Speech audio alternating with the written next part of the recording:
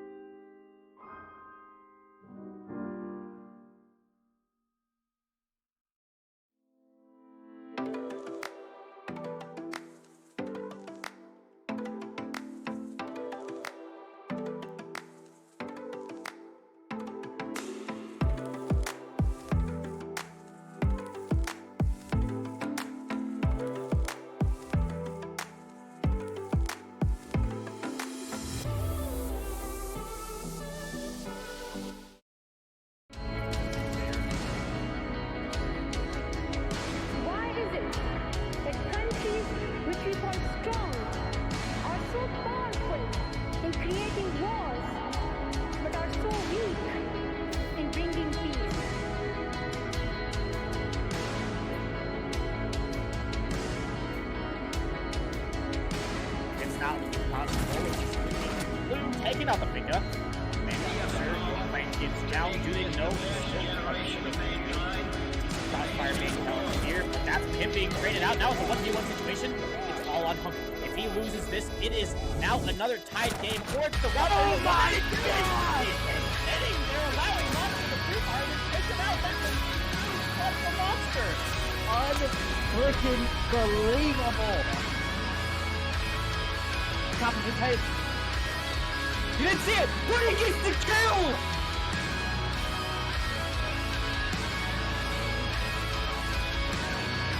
And hoping they're going to get with a not enough to pick it up in the post crack. The shot is there though. It's a massive quad, and Snowy will somehow clutterplace the shotgun, goes in Vez onto another. It's a 3v2.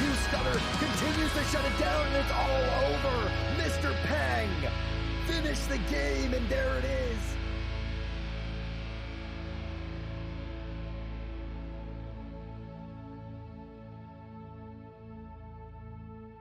Our task is to look at the structure of why we're failing as human beings.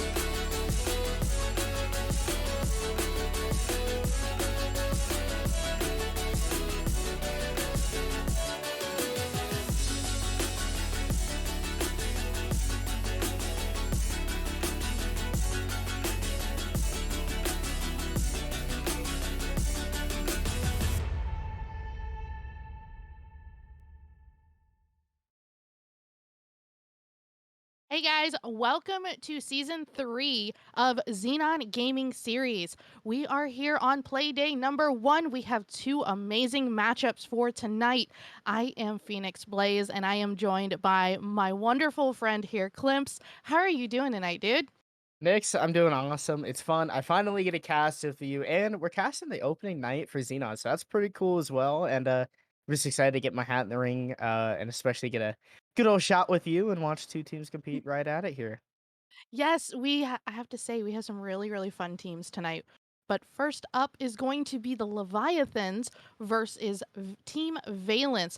I have a little bit of an attachment to the Leviathans because, as we were talking in our little precast chat, I have a loving nickname that comes from proxies. We're not going to divulge that. If he wants to do it, he can do that. But I am slightly attached to those boys. But Valence is a powerful squad. So the Leviathans boys are going to be really up to the Well, challenge tonight. But before we get into that, why don't you tell us a little bit about how the season's going to work? yeah, so it's a 5-week regular season, single round robin. Every team's going to be playing each other. The top 4 teams will advance to the playoffs, so you got to make sure you're beating as many teams as possible to give yourself that best shot to get into the playoffs. The best way to do it, start off with a win in week 1. Yeah, and those playoffs are actually a double elimination. So you've got a winners and a losers bracket. So even if you are out in your first round, you still have the ability to fight back and get back into the game, which is always exciting to see. Yeah, indeed. And I'm excited to see how this is going to go. Playoffs, especially, will be exciting. It'll be a completely different format change because you're going from BO1s to BO3s, which means there's more excitement.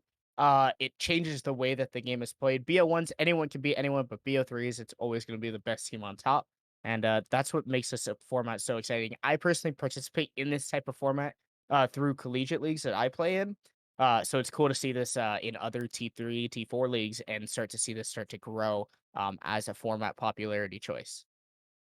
Yes, and I do believe we are slowly starting to have players trickle into the lobbies. I know we're going to be moving eventually into some live bans, which is not something we see very often in the world of T3. Live bans are really tricky because these teams don't have any time to essentially prep before their matches. How do you think that's going to affect what we watch tonight? Well, you can't do a warm up scrim if you don't know what map you're playing on. I mean, you can do a warm up scrim to go to what map you expect to play on, but you're not going to be able to perfectly choose that warm up map and be able to target that exactly. Sometimes, in the luck of warm up scrims, you don't get the exact map you want to maybe go through because another team has a different target ban or they're looking at you through VOD reviews.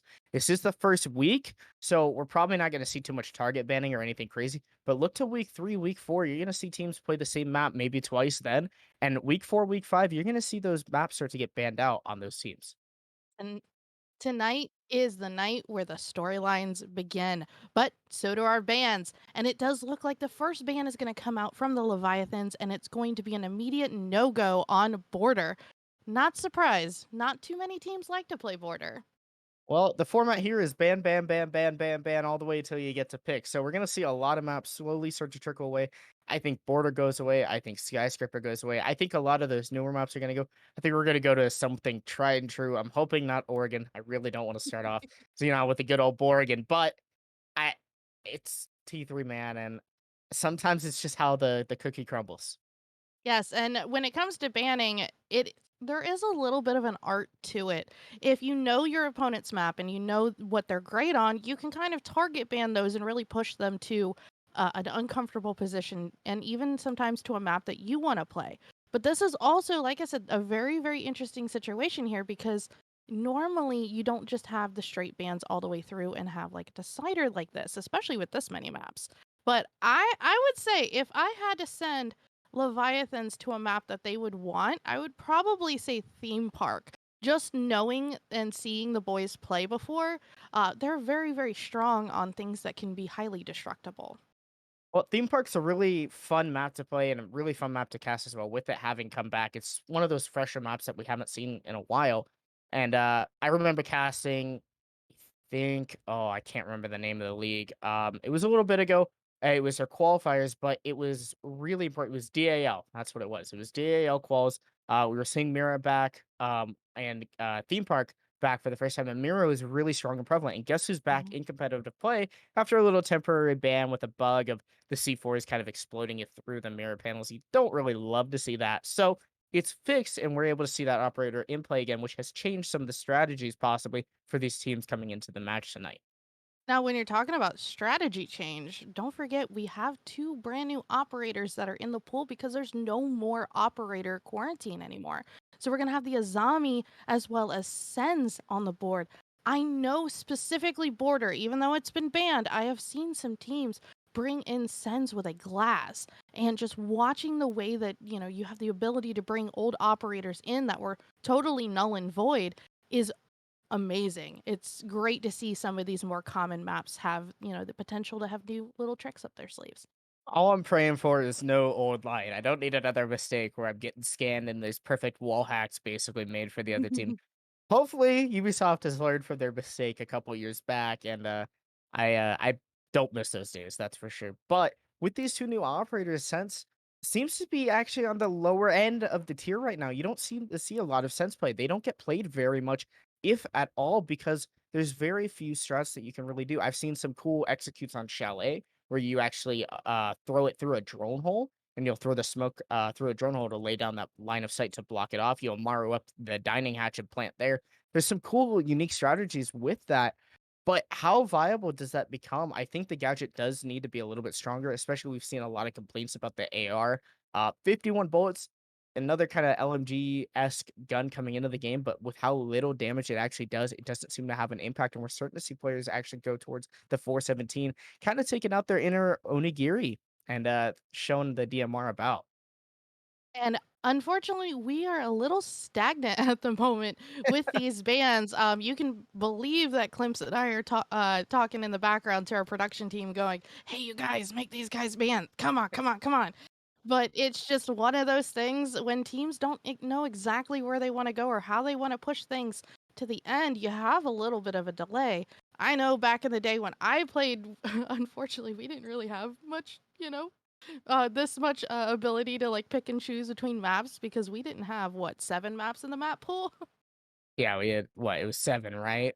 So I want to say it used to be like 5. I think it's always been like a pretty good number, but yeah, it's always changed. It's always fluctuated and stuff. And with the different ways that everything's changed about however many maps you're playing or how many maps you're not playing, Valence, they really just want to take their time and talk it out. They really want to discover what do we want to do? Where do we want to go? They banned Border. There's a lot of other maps we could ban, but let's just wait it out and make a poor Nix and Klimpse just suffer, I know suffer we sitting on the desk right now. I know you mentioned Borgen earlier. I'm like, when in doubt, go Borgen. I mean, just everybody knows how to play Borgen. If you don't, you're not a Siege There's a player. problem. Yeah, There's a you're just not a Siege problem. player. If you can't play Oregon, then we gotta have a talk. Like, I'll coach you. Yeah, I've been playing this game for 6 years, going on 7. I mean, I, playing this game for way too long. And if you can't play Oregon, even with the change, hey, look, we got a ban. It's There Clubhouse. it We're getting rid of some of the is. stock basic maps that have been in the competitive pool forever. I love Clubhouse, it's my tried and true, but it's good to watch it go away because it's fun to watch newer maps, different maps, watch teams with new and innovative strategies actually come out. So hopefully we'll get these map bans rolling a little bit faster. Potentially. Let's hope. Funny little story here. I actually got to meet P. Loudy and Proxies from the Leviathans at the Charlotte Major. And one funny thing that they kind of proved was P. Loudy can sleep anywhere. So hopefully he's not sleeping on the job. But Theme Park is going to be the next band from the Leviathans. Theme park gone. You were saying that the Leviathans loves theme park, and all of a sudden it's stripped out of our bare hands. They banned 2 of the new 3 maps into the pool, and Skyscraper is still left up there. I don't really expect that to make it through at all. I think we're gonna watch a cafe band come in here, or maybe a chalet band from the side of Valence. It seems like we got some old school bands versus some new school bands. We're probably gonna end up on a map like Villa or Oregon. That's just where I see this going. It's kind of just how you want to kick off every league. Villa, Oregon, the good old tried and true, and the maps that have been in the game for 4 years now. You got to make sure that we're going through. Oh, Never mind. Okay, well, bye bye Villa. and there goes Skyscraper. You definitely predicted that one. I have a sneaky, sneaky suspicion here. There's a potential that we might be going to Cafe. Maybe. Watch me get corrected here by Valence here in a second. The reason why is because we did, I want to say it was actually, I think it was Solar Flare actually, where we got to see Braxton run the Sens and had some pretty incredible lines of sight that he was able to block with those ROU drones. And oh my goodness, I'd love to see it again. Because Yeah, like we said earlier, like you can do anything with Sens. yeah, Sense has definitely a lot of versatility in that map, and as we see Bank get ripped off the shelf as well, one of the still newer maps, been in the competitive pool forever. It got taken out. A little baby rework came in, came back into the pool. It's been there for about a year or so. Bank's still always fun, tried and true. Cafe, everything you say, Nix, that you say is gonna make it through, just gets banned away immediately. So I have can you hopes just and say that dreams. Oregon is gonna go through, so that way it can go away too? I mean, if they were smart, they would go Oregon. No, no, no, no, no. We want Chalet. We want Chalet. So Well, hopefully they well you we're okay. trying to do I see you. I see you. reverse psychology here. Yeah, and I'm If they were failing right now smart, they'd because go it's Oregon. Yes, okay. I Okay, we did it. We did it. win. Well, that's good. So we're going to Chalet, which is going to be a map that we did watch Sense get utilized on. That was the what I was talking about, where you have the Sense go through the drone hole and you go for a dining plan. There's a lot of good lines of sights you can block off with Sense, but let's not forget about Azami, who can create those protections, those barriers, those different new areas that you can just sit behind, not let alone impacts and the 9x19, a really good SMG overall. You get the Deagle where you can make some pistol holes in the floor. Zombie is a really versatile operator and just overall one of the strongest ones in the game right now. I say personally, 5 of those Kiba barriers just generating over the round. The retake possibility is insane. Especially on a map like Chalet, you have a lot of those second little story platforms where you can jump in and jump out, especially around the piano area. You can use those Azami like Kiba barriers to actually close off any of those attempts, where for people to try to jump in and out of those what do you call those windows. But you can also reinforce them after you've done it. Because on the defender side, if you're doing your runouts and you have the ability to kind of lock down those sites once you get into the other side of that, wherever you're going, that could prevent any type of refrag or somebody coming after you. Yeah, there's a lot of really cool ways I've seen teams try to use them. I've seen teams where you are going for a garage execute, a snowmobile execute, and they're trying to walk in and plant, Mhm. and you block off. I actually did this in ranked earlier with my ranked sec that we were playing earlier. We blocked off the guy from being able to get out of the garage after they planted. We were able to go and just defuse because we killed that guy, no coverage, and all of a sudden it was a pretty free round because the Kiba barrier was just a great way. We were able to get a revive to go off, and the coverage was just enough to kind of stop it. And that's one of the creative ways you can see Azami use to actually just be a crazy good operator, a crazy new way to play the game. Really, you have to be creative almost with how you use those barriers. And I've already seen some crazy ways that you can uh, maneuver around the map with those gadgets and barriers to just make yourself into a better position. And there are some counters, and there's some counters that a lot of people don't think about. One of them being actually the fuse. Believe it or not, you can actually get 2 fuse charges off at the same time if you coordinate it on a soft surface and a hard surface. So think, we'll go all the way back downstairs. You're talking wine cellar and snowmobile. There's a connector spot that usually most teams will try to either get reinforced or they'll leave it soft. So you're either gonna have a soft wall or a soft hatch. Either way. But if that hatch is reinforced, you can pop down that fuse and then run to a soft spot on the floor and get them off at the same time, stopping any type of rotation. And getting out the keep. So I think we might have everybody in the lobby. Um, so I think we're ready to get some Chalet gameplay going. We're on a chalet, and here we go. Nick, so what are the bands you think we're gonna see? We're starting off Xenon, map 1 of season 3. What's the first operator that's off the board here? I'm going For with the Thatcher. Yeah, that's exactly where I was going with that too. Backup operator. I was actually no defensive operator. Holy zero. That's not something I was expecting. Very smart pick though, because zero has his cams, and if you were to go run under like do a below what do you call it, clear with the zero and take a buck with you, you can get those cams almost anywhere. Zero is a really powerful operator, and we're gonna have actually. I'm kind of shocked just to shut down my point entirely. Thatcher's gonna be available for Chalet, which is really really crazy because there's a lot of cool utility usages you can do with that. But back to your point on Zero, Nix, the gadget and the versatility. Zero, I think, is one of the best flank watches in the game when it comes to especially Chalet. Chalet is a really, really strong map for Zero because there's so many nooks and crannies you can shove those Argus cameras into. And not as well to mention that you can actually just flip cameras and be like on the first floor of the map and just cover everything and give amazing flank callouts. When you're doing a master take, you can just take from the library side, set up a couple camps. It's an amazing flank watch operator, really versatile. The Gaunt 6 as well helps out. You got the can openers as your secondary gadget that you can use. There's amazing versatility that comes out of Zero on this map. Yes, and with that, we did have following those bands the Flores, the Mira, which Rip Mira, she had a 5 whopping minutes of potential being played, and then the Valkyrie, like you said, with cameras on the defensive side. Valkyrie, you can hide those black eyes almost anywhere. But we had actually been talking about this site not too long ago, so we're all the way downstairs to Snowmobile and Wine, and we're going to see Valence start on defense. This is where Valence is going to essentially start their proving ground track. We're going to see what it looks like. They're going to be opening up quite a bit of area so they can create these cross angles and these long abilities to shoot down the side of Leviathans as they are moving.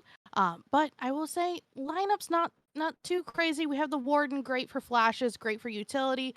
The slowdown from the Aruni, the announcing where people are coming from with the my brain's not working, but they're called razor blooms. But really not a crazy lineup here.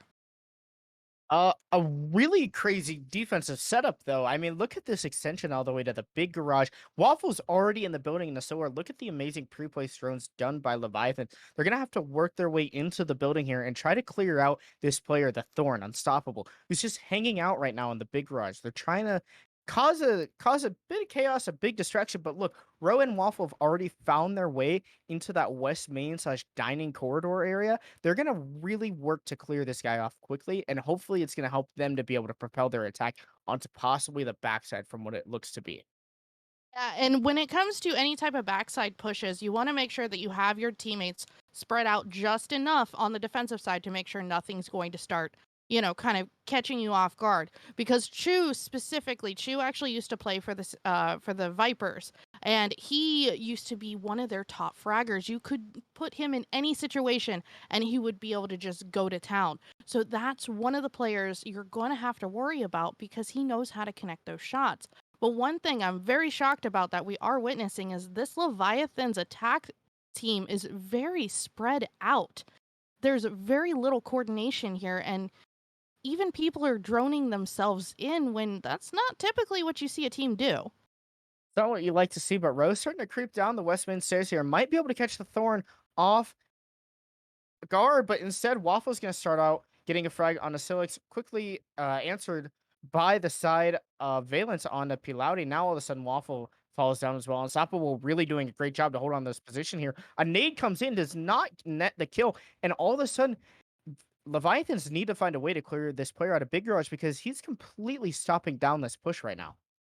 Yes, and Chu's going to get Defrex right after Mass is going to take down Proxies. This is coming down to a 3v2 situation. We have 45 seconds left into the round. Right now, the Leviathans are just scrambling, trying to find exactly where these players are. Luckily, Rogue gets a shot off onto Mass, evening the playing ground to a 2v2. We are 30 seconds into this, left in this round. They have to commit and plant. Are we going to see that from Chu here? Because unfortunately, Ro just did not have his teammates back. So Ro's going to attempt to get this plant down. And is he going to stick it? Is he going to stick it? No, he's not. He's going to get taken out by Unstoppable, who is actually being unstoppable for his team and getting the first round in the side of Valence. I never thought that Unstoppable was going to be living in that position for more than 30 seconds. Instead, he won the entire round for his team. Valence won that round because Leviathans were too negligent. All you have to do, Leviathans, to clear that guy off that shield, all you have to do to clear a Thorn out, just a little bit of, a little sledgehammer here, a little sledgehammer there. You have the vertical on that player. That entire hallway above is openable, and that should have been done. That's a step missed by the side of Leviathans, and that allowed for Unstoppable to just sit there and just live and just really cause chaos for this Leviathans push. It was really clustered, really chaotic. Leviathans were having to drone themselves in, waffle on their own on the Finca entry, just trying to find their way into the building, and they couldn't do anything against that Thorn sitting in garage. Leviathans just needs to work harder to try to figure out better ways to clear the utility being placed up by the Valence defense. And it could have come right down to the fact that they did do that very, very split push. One of the most important things that I've personally seen, not only as a caster but as a coach, is those teams who have the ability to push in and at the same time refrag each other, because that's when you start seeing those backs and forths and really chalking the other team's mentals because they're not expecting that other player to just kind of, swing that corner and just really, one tap you in the head. But one thing I'm really excited to see here is Valence did kind of switch it up a little bit. They're bringing the Oryx now. And if you've ever seen Oryx on multi levels of play, he can do just about anything and then get out of dodge fairly quickly. Orcs is a really awesome operator, but right now his ability isn't being highlighted too much. Instead, it's actually going to be Aruni who gets taken down. Proxima with a great shot from the case window to take down the Aruni. A great coverage. Honestly, a great pinch to be able to clear that player. We're starting to see Leviathans work on this library-based clear, and they're already within top fireplace within just a minute into the round. This is not looking good for Valence already, as they've yielded too much of their defense away to the side of Leviathans. All of a sudden, they're already working on this top blue shield. There's so much time for Leviathans to now craft an attacking push.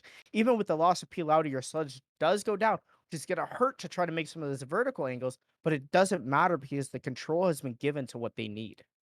So now we're about a minute 30 left. One thing I'm noticing on the side of Leviathans that I'm not too keen on is the fact that a lot of these players are going over areas that should have already been taken care of and communicated. So a lot of these default cameras, you're seeing multiple players start looking at and trying to, pick off. That's a telltale sign that these players aren't communicating effectively. They've got to be scrambled. There's something going on in their heads. They're not doing something properly. Some mentals are chalked. I don't know. But we did just see Proxy is going to be taking a little bit of damage. Rose wanting to start clear Lemon out so that way they can get into that side of games, and it looks like a game's execute. But Lemon had Rose number and takes Ro down. But Chu says no thank you, as well as Waffle takes down the unstoppable who's now stoppable. But it's just it's down to a 3v2 here. I don't think Valence is going to be able to come back from this, because I think Leviathan's finally figured out what to do. Leviathans were spun around like a top, but now they've started to transition this attack to work just as they needed. Too much ground was given up by Valence and is starting to show and punish them. However, they're fighting back tooth and nail. Lemon able to get a frag. All of a sudden, the Frostbite comes through.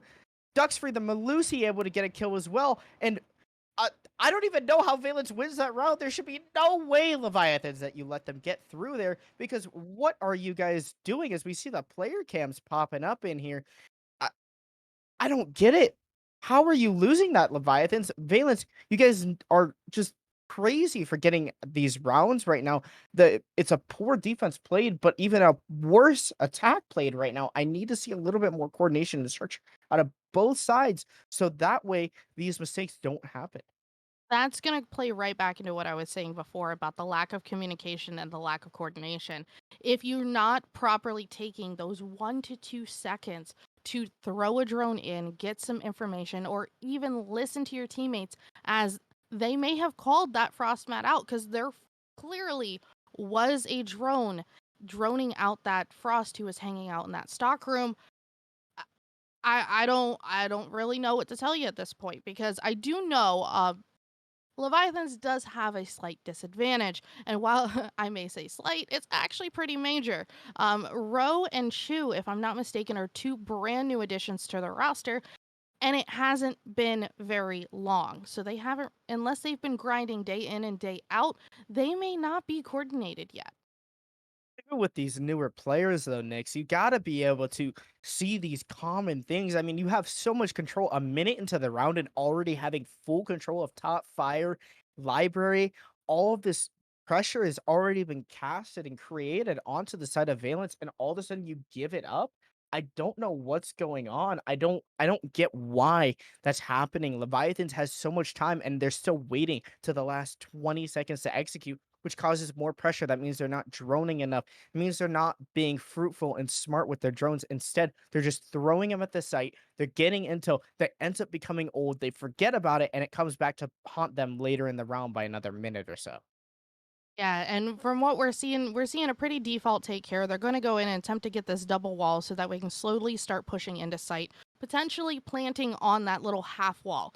However, we're seeing a repeat of what you just suggested. They're starting to get a lot of control of sight, but they're not using the proper ability to coordinate to execute. Like, I don't even know what Loudy's doing at this point because you've got your players ready to go. Waffle's getting the first pick on Mass, which is slowly starting to clear people out, and you have almost a clear and open sight here, but you're not doing anything. Mass able to take down the player holding the long angle. That's the Maestro down. That's pretty big considering that's one of your main forms of plans now. However, there's still a C4 hanging out on the board as well as a smoke. But just as I say that, Row shreds the head of the smoke. Now you only have a C4 to be able to stop this plant. I want to see Leviathans execute quick here. Get the intel. Find out, hey, guess what? There's a Wamai and a Jaeger. That means they don't have C4s. You know the last player is mute, but guess what? They've used their C4 as well, whether that's pre-placed or already on the ground and been blown. Who cares? Go in a site, get this plant going down. You guys have the advantage. Instead, they're just gonna dive site. They flood in the bathroom. They flood master, and they're able to find this final player hanging out of master and get this round. A great round by Leviathans. However, this is the third bomb site, so Valence is going to go back to one of their preferred bomb sites, which seems to be that downstairs site that Leviathan struggled on so much the first round. Or it could be kitchen and dining room, which I'm not a big fan of kitchen, just because you can't really do much with it. You can maybe throw a shield in there, have a player, but if they get that hatch and your goal is to hold down kitchen, that is almost an impossible situation. And dare I say, if Proxy sticks this pick, I'm gonna roast him on Twitter. But we did talk about this once again in our pre-show. Row and Chew, I know it's a bad thing to talk about operators before they confirm. Row potentially bringing the glass, which is great for long angles, but if I get a repeat of it, if I get a repeat and I see a sends, I'm gonna be so happy. But honestly, I think Leviathans is just messing around with us right now. They don't know exactly what they want to do just yet. I had a feeling they were planning for that garage execute. Did you see the glass, the sense? They had all the operators they wanted. They even had a Blackbeard. Them cheeky fools over on Leviathans. They were wanting to go for that main garage shake, go super quick, smoke everything off, cause some serious chaos on the side of Valence. But instead, they weren't able to get that because Valence showing their domination, their crazy ability to play all four bomb sites here on Chalet, a really good telltale sign of a strong team. If you're able to play all four sites on a map, I mean that is harder to prepare for. You're not as ready. And guess what? Defrex able to get a frag on a Waffle as well as Row already falling down. A lot of frags immediately going on in the round. All of a sudden, it's a 3v2. Chu is upstairs, all on their own. Proxy dies on their own downstairs somewhere. The Wamai able to take out Proxy, and all of a sudden, Chu left kind of baiting upstairs, but is he really baiting? Do they even know the bomb site's not actually master? I think that Leviathans may have been faked out.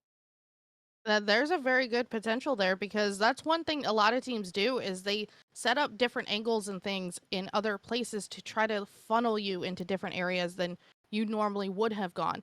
And being the Thatcher and the only one left in a 1v3, while it's not impossible, it is definitely a uphill battle. And that's what Chu's going to have to do. He's going to have to battle hard as he's still going on the second floor or on this third floor and hasn't quite figured out that none of his attackers or none of the defenders that he's after are on his floor. And I don't think any of those defenders, well, maybe they know where he's at, but maybe they're just playing the waiting game. That L85 in the hand of Thatcher, though, is an extremely powerful weapon. You have the 2x on that scope, on that gun. That's my favorite scope to run on that gun. I hate that Sludge doesn't have it, but on Thatcher, it is so flipping good. It's one of my favorite guns to run when Thatcher isn't banned, of course. This being one of the rare situations, but look, you still got all 3 EMPs in your pocket, Chew, and you're able to possibly shut down some of the denial and the intel, but instead, Chew's just going to walk through the hallway as Yellow Ping comes out, which means full information on the side of Valence, and that's going to shut them down. Leviathans lose that round as well. Valence starting off really well, going up 3-1 here with the timeout for Leviathans. Yeah, and that's kind of a typical thing you're going to see from most teams, especially ones that have coaches. Which I want to say Leviathans have still have their coach, Alkaline, which he's a phenomenal coach. Got to work with him, great dude.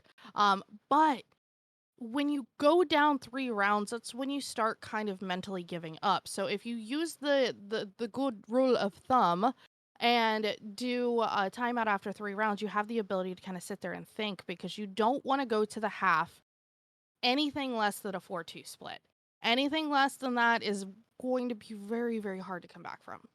My concern, though, is that you're on attack, and being on attack on the side of Chalet, it tends to be about a 3-3 map, sometimes even a 4-2 in favor of the actual attacker. So right now, they're already on the back foot. This tactical timeout really needs to propel them into those next rounds. Is it too soon, though? Because what if this tactical timeout is called too soon and they need that timeout for defense next? Now they're not able to change any of their strategies coming out deeper into the map. This could punish Leviathans, possibly a risky calculation by the coach of Leviathans, but it could just be what Leviathans need to be able to bring this half back to a 3-3 total.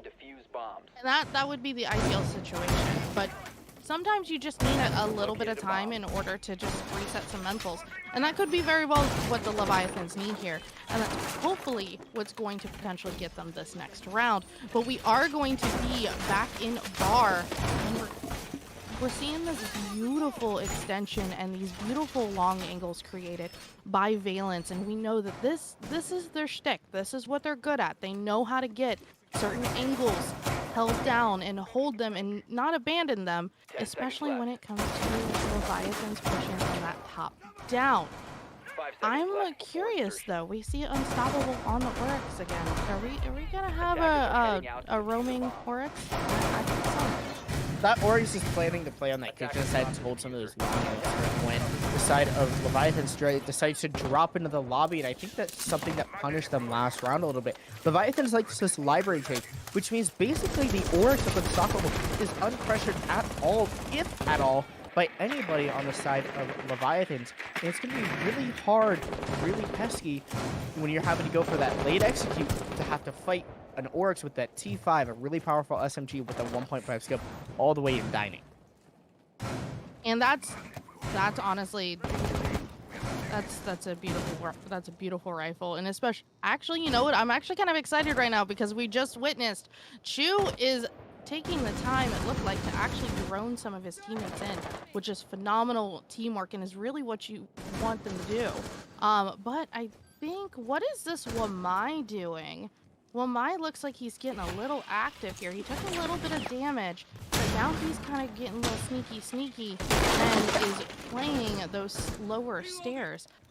I'm curious, you never see a roaming Wamai. Usually they stay a little closer to sight. Well, usually that Wamai mix is played on the top blue stairs of the site, and you see the deployable shield, which is actually hanging out up there. But with the lack of defense upstairs, the lack of a commit to a defense upstairs by Leviathan, the Aruni fell off really early. Now you're starting to see this retake start to take place upstairs.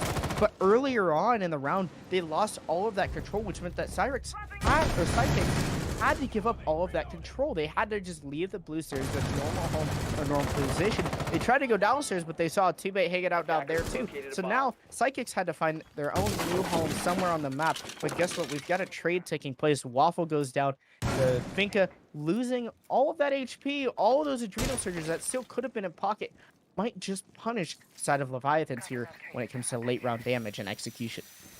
And Lemon went down at the hands of P. Loudy. But this is where we're going to see the tried and true situation. Ro's going to throw down a grenade, try to get a little distraction. Unfortunately, in that process, Mass is going to take down P. Loudy. So this is where it's going to get down to coordination once again. You have your planter ready to go, ready to drop. Ro's going to take down Mass, which is great. Another player off the board, but it's still 3v3. You want to get your diffuser, your carrier, in that site. He is just sitting there standing by. Unless anybody runs past that hatch, he's useless. But luckily, Proxies was ready for Unstoppable, who was coming around the corner and attempting to flank. We are down to Chu trying to find a supply person, and Valence somehow, some way, pulled this off with some last-minute kills. Sidekicks on the MP5, the Wamai that we were talking about at the beginning of the round, who got left hung and drying out on the top of the blue stairs, just rips through the rest of the attack. I gotta say, Nix, I don't like the way that Leviathans are playing this right now. You can see some of the inexperience this roster playing together too. Maybe not the role that they're used to playing, and especially Thatcher being on the board. Maybe something that you're not used to as a competitive player. It's a rare sight to see with how strong the gadget is, leaving it up. But Chu, you had to shoot a Melusi gadget, a wub, when you jumped in through the window. Instead, why don't you throw your EMP on that window? Therefore, when you jump in, now you don't have to shoot that wub. That wub's not going to go off because it's electronic. EMP is disable that electronic gadget, and that's going to help you to destroy, to be able to get in and move around and not be slowed down. There's other electronic gadgets all around. You've got the mute jammers, Wamitis. You can help attack just easier burn denial. I don't think that Leviathans is using the Thatcher in a wise way. I think they're just using it because it's on the board. If you're gonna run it with a purpose, Leviathans. And you're 100% right about that, Klimpse. One thing that we do see is a lot of teams sometimes forego the operator's ability and sometimes pick the gun. I hate to say it, but Fink is kind of that way right now, because we used to not see that Adrenal Surge in play at all until her gun, her LMG, went burr. Once that happened, then we saw any LMG potentially go on the board because they were just absolutely unstoppable. But that Thatcher, I don't think it's a very smart play. There's so many other great operators that you could run here. Specifically one that could be very useful to the Leviathans, which would be the Osa. Osa has those portable shields, but she also has a full kit as well. So you're benefiting from being able to put down shields, protect your teammates, potentially protect your ability to plant, and then also at the same time still, contribute to your team by being able to actually take some, some gunfights if needed. Thatcher is amazing for these direct and quick executes, and I agree with you. I think they should be bringing other operators because Leviathans aren't doing those fast and quick executes. Instead, they should be bringing the Osa. They should be bringing maybe even a Glass. I mean, anyone else would be better right now, but instead, the Thatcher just seems like a troll pick. It seems like it's a crutch because they're like, Thatcher's on the board, we have to use him. No, but you should know how to use Thatcher because he's such a good advantage to the attacking side. Leviathans with the Thatcher on the board on Chalet, I think should be up 4-2, if not 5-1 on the half. But it seems that their inexperience of using someone like a Thatcher is starting to harm them here. I'm intrigued. They dropped the diffuser on the balcony, and then the Thatcher actually jumped down, and it looks like he was pushing in through main. That, I don't know how I feel about that. I know sometimes teams, will, pass the diffuser around in order to kind of create some confusion, but oh my goodness, a Waffle takes down one on the side of Valence, and then Waffle gets fragged. Oh, this is where things are going to get really crazy really quickly because we are 40 seconds left in the round. Run out by Lemon onto P. Loudy, but gets downed in the process. Proxies is ready to stick on that F key. He practically lives on it at this point. We have the diffuser down, so we're now down to 40 seconds where things have to move very quickly. Ro is going to get a double kill, and Chu's going to back him up with a kill on Mass, and Defrex is all by himself. There's nothing he can do unless he decides to frag out, and he is not going to frag out as Ro is going to get a triple kill and close it out, bringing us to, I believe, that 4-2 split that we wanted to see. A couple smiles on the side of Leviathans. They're starting to get back into their rhythm. They're getting back and happy and doing great things, but I still want to criticize on that execute again. The Thatcher only using one EMP. I mean, it just is almost troll and frustrating to me just to see an operator that's so good get wasted just because you want to open a wall. You're so used to the Thatcher being off. You know how to nade and clear off the floor. Use that one nade. Use a Gone 6 and ping it through the floor. Just go downstairs and shoot it through the floor, for Christ's sake. You can do so many other things with different operators, and that would have helped you propel for more rounds. But you know what, Leviathans? Applauds to you. I applaud you guys because you guys were able to close out the half. At least you're up 2-4, and you're not in like a 5-1 situation where you only have 2 rounds to play with. They gave themselves an extra round to play with, which might be able to help them here on this defensive half where they're starting at the bar. Now remember, even though it's in a perfect situation, what we absolutely hoped for the Leviathans, they don't have their timeout anymore. Valence does. So there's the potential for Valence to call a timeout and possibly disrupt the momentum that the Leviathans are getting from this previous round. But this is going to be the first time we're going to see Leviathans on the side of defense.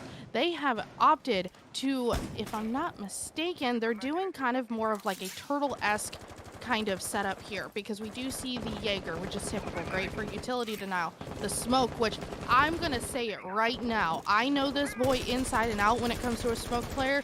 You do not want to get into a fight with Proxy on the smoke. This dude shows no fear when it comes to swinging.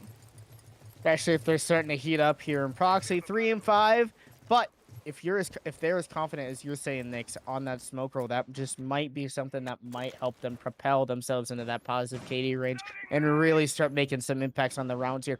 A much more casual and normal take that we're seeing on the side of Valence is solar over clear. Nice and slow, slowly progressing across the map. Then you're going to clear the blue shield. You're going to clear the mezzanine shield. You're going to work your way into library. Get as much coverage as you can. Do a little bit of vertical play maybe if you get your sledge still up. And then you're going to work your way into the bar site wherever you can find that gap to hit the site and go for a plant. That's what we see Valence going for right now. A much better play if you're a newer team. But guess what? It's shut down. Row and Waffle both getting a frag of their own. The Yana and Thatcher go down. However, Defrex able to get a pick on a Row. The top frag currently for Leviathans. A little too aggressive on that swing on the main door. That just might leave enough of an opening for Valence to start to make their way towards the bomb site. Yes, and Chew, you know not to get full white. You know better, buddy. As we all know, getting full white is not fun, but P. Loudy is being challenged on those Ivy stairs. It looks like Unstoppable wants to possibly peek in there, jump in, and potentially swing on him, but no, he decides not to. And Defrex gets his second kill of the round onto Waffle with a crisp little headshot. That's unfortunate, but it does even things up to a 3v3. We have 52 seconds left in the round. Unstoppable stopped by this Aruni gate. He's gonna have to figure out how he's going to burn this, as he does only have one frag, but does he want to waste it? We don't know. We'll have to see what happens there, but Defrex is ready to go. Looks like he's gonna start sledging some floors and get some higher angles. I think we're about to see an execute as we're moving into 30 seconds left into this round. The smokes start going off from Proxies. He's trying to prevent them from pushing in any further. The Sledge wants to get these angles. He wants to be able to see the smoke, deny any of those, toxic babes from coming out. But Proxies has one left. He's ready to use it. He knows when to use it. But this team has 10 seconds to execute. They either have to kill or execute. And unfortunately, Chew is going to get Defrex, and it's going to be the round win on the side of Leviathans, as we saw Valence funnel right into their trap. Flawlessly finishing out the round, Leviathans. Great on you guys for spinning it from the attack. They keep all 3 remaining defenders up, even if one of them gets downed. The saving of the life from that dining hall. Great job on the side of Leviathans just to maintain control. They really did a good job of not giving up the bar side control too much. They fell back when they needed to. Only 30 seconds left for Valence to make an attack, and they made the wrong call. They went for the blue stairs. They were ready for it. The player in mud stopped that entire push because the Habana then had to swing that. Ended up getting re-swung by the guy who was holding for the mezzanine drop from that dining hall. Great job overall on the side of Leviathans. They set up their crossfires beautifully. It was a great way to just close out that first round. Even if a little bit of trolling came out from Waffle, who got headshot probably when it wasn't needed. Doesn't matter. They're able to close it out. Waffle has some faith in his remaining teammates and defenders that were hanging out still. Now we are going to go all the way downstairs. We're back downstairs into Snowmobile and Wine Cellar. This is where we're going to see the interesting stuff come out. However, we do see a very typical lineup here. The one that is really catching my eye is Ro. Ro is going to be on the super sneaky man Vigil. He has the ability to kind of disrupt and not be seen on drones when drones start pushing in. That's detrimental. That can be crazy. But can we talk about the glass on the board? You kind of got your wish there, Klimpse. Well, I'm not sure what's going on right now because there's like 250 ping for all the players in the lobby. It seems like the server's having a little bit of trouble.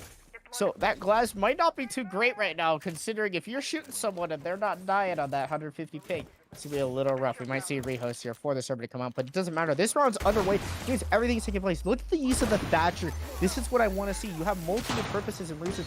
The OSA coming out, the glass smokes coming out, but the wall gets tricked. The Cade, an amazing job. Not enough EMPs come through. Lemon tried to get this wall open. Instead, it shut down. Look at all the waste of the smoke grenades. A C4 comes out from from Chew. Gets unstoppable now. That's your Finka down. You've lost your pivotal entry. Your entire plan has fallen to shambles. Valence, what are you guys doing? All you have to do is get the wall open. No. I'm over here laughing because what we just witnessed was a whole bunch of little ants try to run home, and then like whether it's like a water sprinkler or whatever, they get a taste of they can't go that way and they just scatter. They got the hose. They got the hose. They got sprayed out. They were not allowed to entry. So you cannot pass. They watered them out of the wall. The Cade trick came through from Chew. I think that's what happened, unless maybe an impact came through the rotate hole. That's also, or the drone hole rather, that's also a possibility of why that thermite charge got shut down. If that's what happened, a great job on the side of Leviathans to read into that take and shut down this attack. I want to say it was the Kaid claw, and the reason why I'm saying that is we saw the Thatcher go out, so that burned one claw. Then we also saw the smoke start popping and the thermite almost go off. If they timed that perfectly, they would have been able to actually get that Kaid claw to deny that. But as I'm talking about Kaid, Psych gets the Kaid kill. Ro's gonna come in and do his double duty as he's been doing previously. But the smokes are now out. This is where the denial starts to happen. This is where Valence falls, because Valence has such little time to push into sight, and it doesn't allow them to really do anything. So we're going to see a Psychic actually go in, attempt to get the plant down, does not go down. Oh, no. Waffle is in a prime position. At this point in time, Valence can't do anything but kill, kill, kill. 6 seconds left in the round, and I don't think they're going to be able to do anything at this point because Waffle... Oh no, he doesn't see him! Waffle! No Waffle! But the time still beat Valence. It doesn't even matter. Amazing play by Waffle to just sit on the hatch. No one from Valence droned him. I think it was just a bad start from the side of Valence. I mean, it was just a mess. Let's just call that round just a wash. Let's pretend like it never happened. All the pig, they couldn't even get through the wall. They wasted all their utilities. So instead, they're like, you know what? We're just going to go from the backside and run in. They tried to do that. That didn't work because the Lucy's sitting on the hatch. Everything fell apart that round on the side of Valence. And I mean, I'm just laughing right now, Nix, because it was just such a comical scene to see those guys trying to run through that breach, and it just never opened up. It was just so amazing because they couldn't see it because they smoked it themselves. What is it? It's usually around Christmas time is when we get most of these like memes and stuff on TikTok of the people who try to like rush the automatic doors on Black Friday. And that's kind of what we watched there. Like, it wasn't just the whole ant scatter thing. We literally watched them try to rush through some doors that just would not open for them. So that was amazing coordination and amazing timing. And I have to say that comes from Chew's experience. Chew has so much, like, right down to he actually has gone to LAN. So he's the most decorated player that the Leviathans have right now. So trusting in him to do things like that is absolutely, it's the smartest thing that you can do. And I have a feeling we're going to be seeing a lot of that out of the Leviathans. Christmas came early for us, and seeing things like that just really like brings joy and so much fun to the cast because it was just so comical. And to see Waffle just sit up there, kind of like an ant, hanging out, completely abandoning his team in sight because he's like, guys, guess what? I got this. I'm just gonna hang out on the hatch. They're gonna walk right under me. Guess what happened? They did. And even better, he hid in the plant, his own natural habitat, just right there in the dining hall. That plant hiding right there. There's a little drone hole you can shoot people through. Usually, when they're defending dining, that's like the dangerous spot to sit. However, when you're attacking the basement, you're not sending someone outside to go check that drone hole for someone on the hatch. No, especially if you've already wasted all your utility on the front wall. So that round was just chaotic. Waffle took advantage of the chaos and ended up basically winning that round for his team. I just honestly like him just sitting on that hatch, just chilling in the bush. So just chilling in the bush. And He was what bringing was out his inner Fortnite. We'll go with that. I mean, that's essentially what that was, but it was slightly unfortunate that he did have to lose his life because he wasn't quite aware of where that Valence player was coming. But it was down to really absolutely nothing. All the team players of Leviathans were on site, ready to go. If he would have dropped, he would have dropped into two gun barrels directly in his face. And even if you have that beautiful comeback story, you just can't beat two gun barrels to the face. No, you can't. It's too difficult, not enough time. They wasted a lot of time having to cross the entire other side of the map. They really just did the whole trek. They ran a marathon around that map, I'm telling you. Next day, they had to run from spawn to the main garage. Once that didn't work, then they had to all rotate all the way around to the other side of the map. They'd played around the world while they were at it. I mean, the entire side of Leviathans just sat inside and read a novel or something like that while everything was going on outside. And they just kind of hung out. And while this rehost is going on, we're just hanging out, vibing. Let's see what happens. Hopefully, maybe this will be something that Leviathans need, but I think that it's gonna be more so on the side of oh my gosh, I'm blanking on the other team. Oh no. Valence. Valence. I don't know Hey, why, it because is. their name's very memorable, but Valence might need this tactical timeout because right now, this rehost, they got some time to talk to each other at least and kind of have some time to figure out what's going on with their defenses or attacks, rather So attacks. yeah, these rehosts can somewhat be used as a pseudo tactical timeout. However, the coaches, if there are any, don't have the ability to talk to their players. And that's just because you're not calling a timeout, you're not asking for that coach to be involved. So while they are going to be talking amongst themselves, they don't have that special input by their coach to kind of give them that outside looking in perspective. And I actually stand corrected. I'm not sure. I was actually looking at our voice chats where we have our players in, and it doesn't look like Alkaline is with the Leviathans team tonight. They actually have Velocity. So Velocity is a newer coach on their side. So that always could, potentially bring a fresh set of eyes and some new ideas, especially on the side of defense. And that's probably what was brought out during that tactical timeout earlier, but now they're not going to have that privilege, that benefit to listen to Velocity if Valence, I keep having to look over at their name because I don't know why something with their name is throwing me off. If Valence doesn't call their tactical timeout, that means the Python's never going to have a chance. And right now, Valence is using that time as a timeout. They're trying to reset. They're trying to figure out what are we doing on our attacks?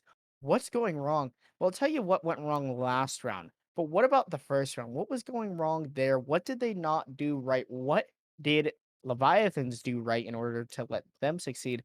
Now Valence needs to figure out what they need to do right to be able to succeed. Yeah, most teams, just a fun fact from being a coach, the way that you have to really play things in the competitive sense is you have to put yourself not only in your own shoes, like on defense, you also have to put yourself in the attacker's shoes. So you have to think about what the attacker is going to do. What would you do if you attack this site against this setup? What would, another team possibly do? What are every little potential thing that can happen against this setup? If you're not properly doing that, then you're not going to go into these competitions prepared and understand, how Siege is played. A lot of these teams we usually see, sometimes Pug Stacks even, come in with these very default strats. And yes, while defaults are tried and true, they work in their default for a reason, doesn't always mean that the other team hasn't outsmarted them. And that's exactly what we just saw in this last round. Indeed, I mean, there's been a lot going on. We want to see Valence start to guess catch the ideas of what's going on. What can they do different versus that last round? They need to place that thermite charge on the other side of the wall a little bit further over, so that way that impact can't get that denial. Or if that was a Cade Claw that did stop the actual breach from being open, they need to make sure that they're using those EMPs wisely. They need to make sure that they're throwing at least 2 to be able to stop those Cade Claws and prevent those Cade tricks from happening. Yes. Now, on the side of Valence, I do have to give them some credit, though. They did stick to the plan and they tried to commit. They really committed. They committed so hard they ran face first into that wall. I'll tell you what. I mean, and sometimes that's just what you got to do. And that's usually the best plan of action. Teams that do, there are teams that actually do try to dry run attacks, and that's where you kind of see things like that happen because they're like, all right, Thatcher up, or not Thatcher up, Thermite up, Thatcher out, smokes popped, and then they're just go. That's literally the trigger word. They're just go. And the fact that they were even able to really recommit a completely different push, that is something that's very hard because most teams, when they kind of have that face plant moment, they don't know what to do. They scramble, they freak out, they just can't get it together. But Valence had the ability to flip it around and potentially could have taken it back because Leviathans knew that they were coming from that very default spot, but they wouldn't have known exactly where they were coming from elsewhere once they tried to do a different push. It's a great idea on the IGL side of Valence to be able to commit that rotate. Be like, all right, guess what? This didn't work. We got to figure out something to do quickly. They tried their best. They missed a couple steps, and that's why they ended up losing that round. Going back, I think that Valence has really done a great job on a lot of their defenses, their attacks, not so much, but their defenses, I think they gave up too much ground too quickly. I think that that was something that they could really look at after this game.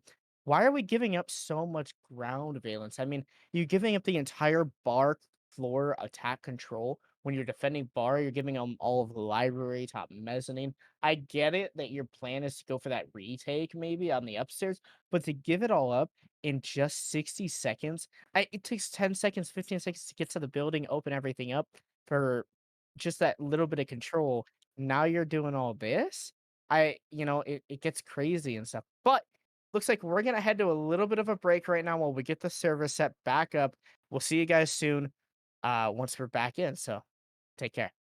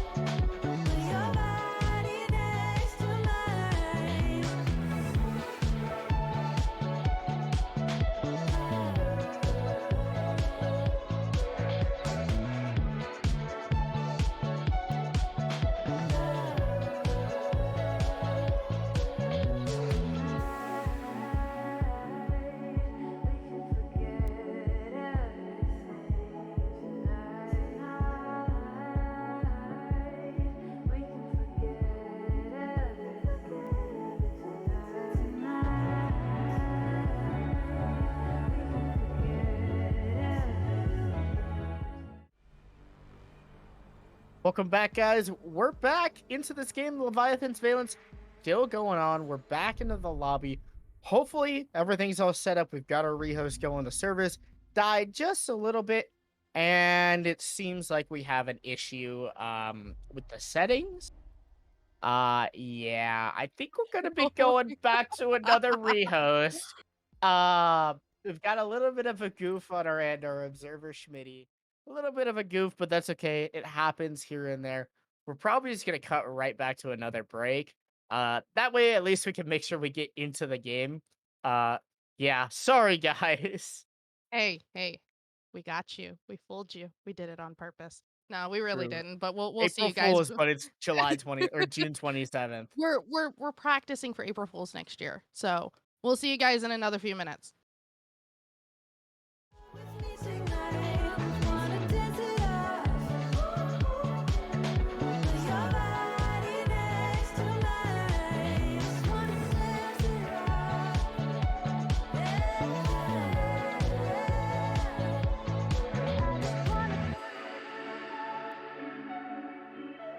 Ignore the world with me tonight.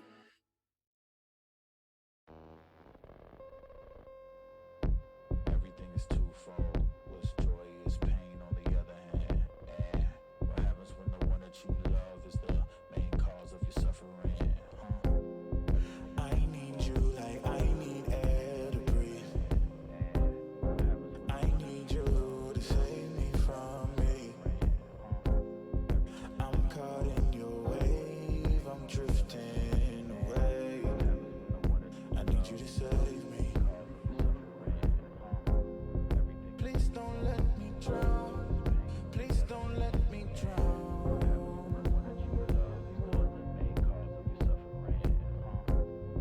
Please don't let me drown. Please don't let me drown. Whoa.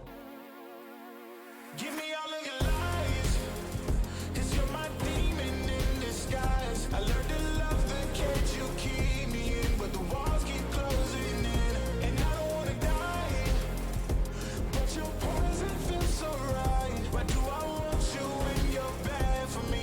My perfect storm, my beautiful catastrophe.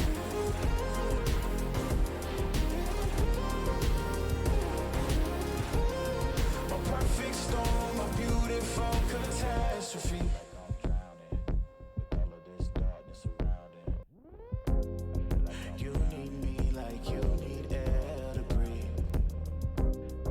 You want me to save you from me. I know that you're trapped inside this wave. Who's gonna save you? Who's gonna save you from me? I can't see you drown. I can't see you drown.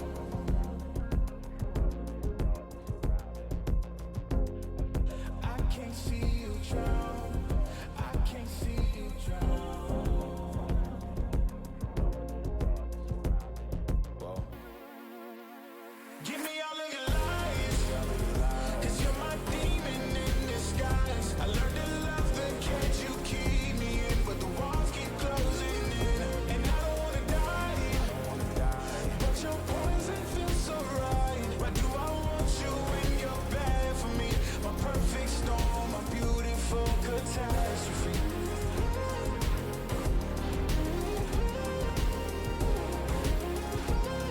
My perfect storm, my beautiful catastrophe. It's a toxic addiction. You're a guilty affliction. Yeah. I can't breathe. I need to get some air, but it's a toxic addiction. You're a guilty affliction. Yeah. You can't breathe and you just need some air. Yeah. Give me all of your lies, 'cause you're my demon in disguise. I learned to love the cage you keep me in, but the walls keep closing in, and I don't wanna die, but your poison feels so right. Why do I want you when you're bad for me? My perfect storm.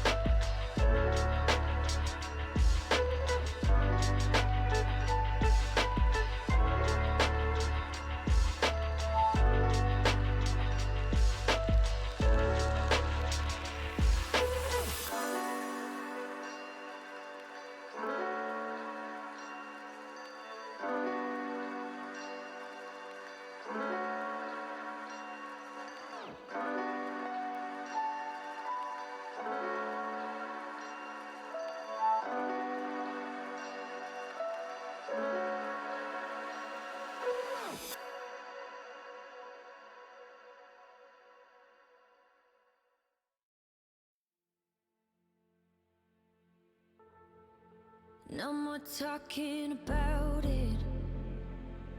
The way it is, the way it is. It's no mystery. There's no getting around it. When you're here, we got chemistry. We light up when we ignite. We are stars in a darkened sky. When you leave, don't forget to remember. Don't forget to remember me. When you leave, don't forget to remember. Don't forget to remember me. Remember me. I'll fight for you every second. To keep your touch in my memory. I try not to regret it. What could have been, should have been, if you would stay with me. When you leave, don't forget to remember. Don't forget to remember me. When you leave, don't forget to remember. Don't forget to remember me. Remember me.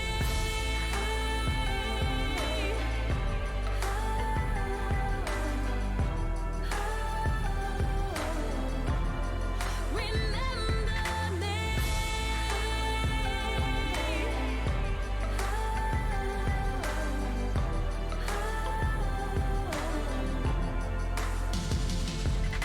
We light up when we ignite.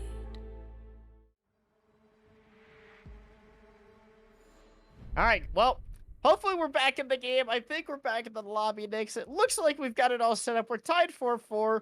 We've got a rehosted. It's been like 20 minutes, and my voice hurts because we've been sitting there and just talking and hanging out. We've been talking about the Charlotte Major. Nix and I both went. It was a blast of a time, and now we're just kind of hanging out. We're back to watching Siege again, and sometimes the anti-perks of not being there on land, you gotta sit and hang around, but we're still good friends hanging around. And look, we're back in the game. We're in the lobby. Everything's correct.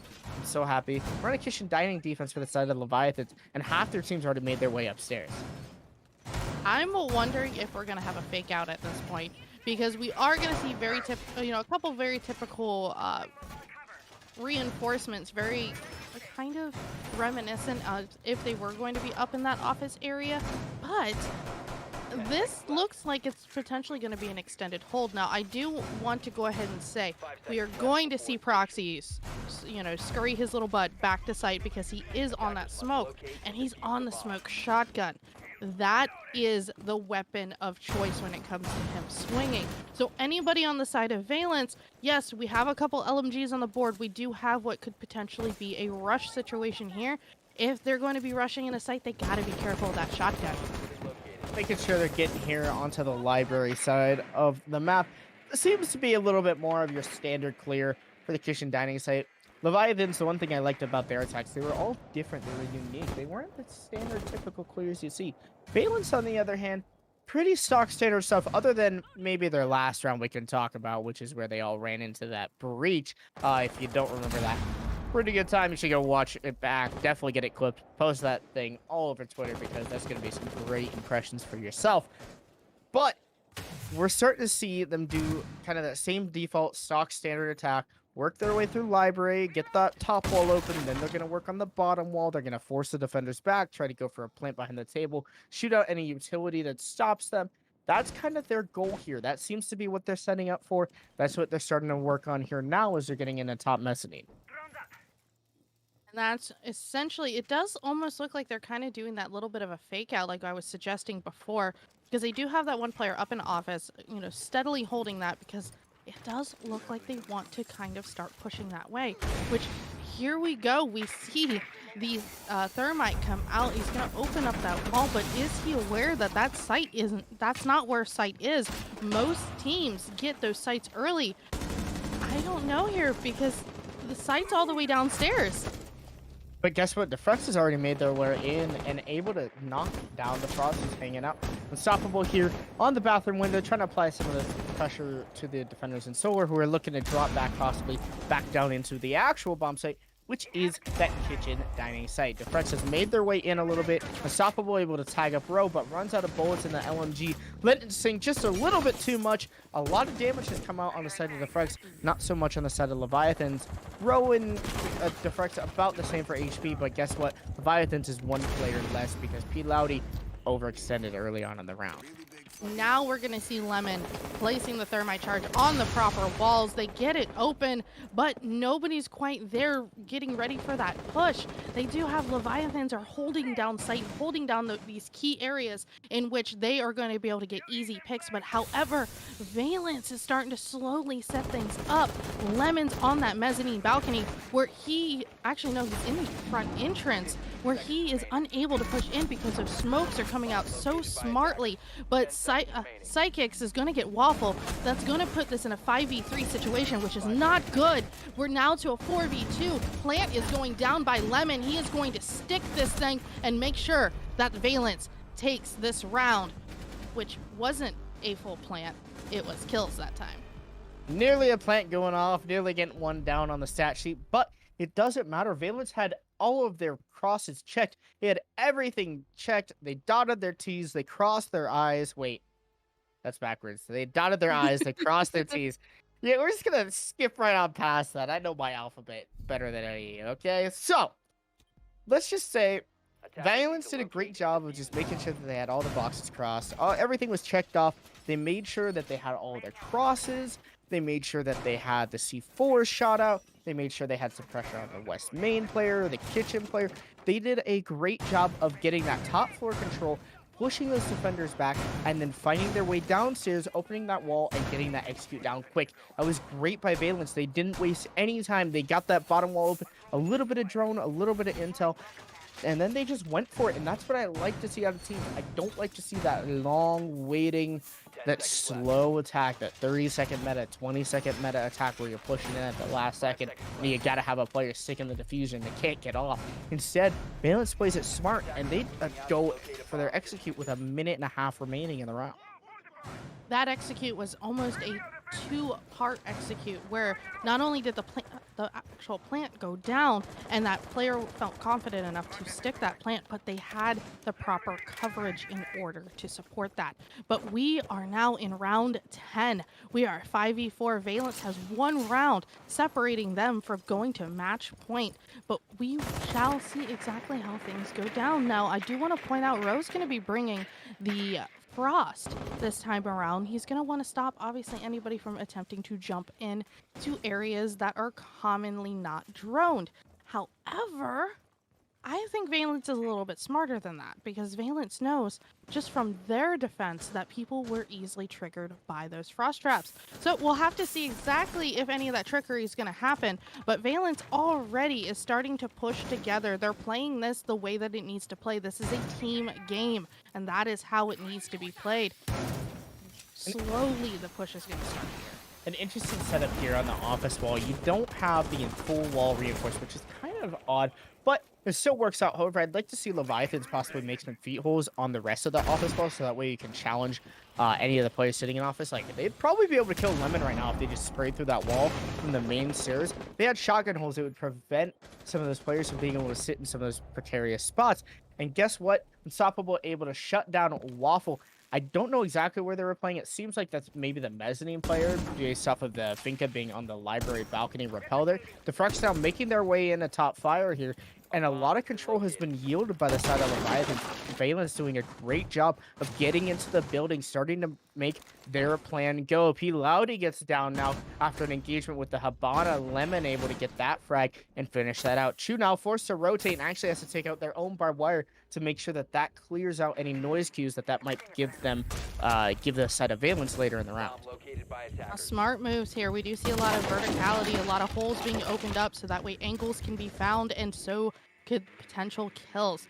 Unstoppable, ready to drone in, ready to start trying to pick people out and giving his team proper intel to provide them the ability to get these last minute picks. So we're 36 seconds.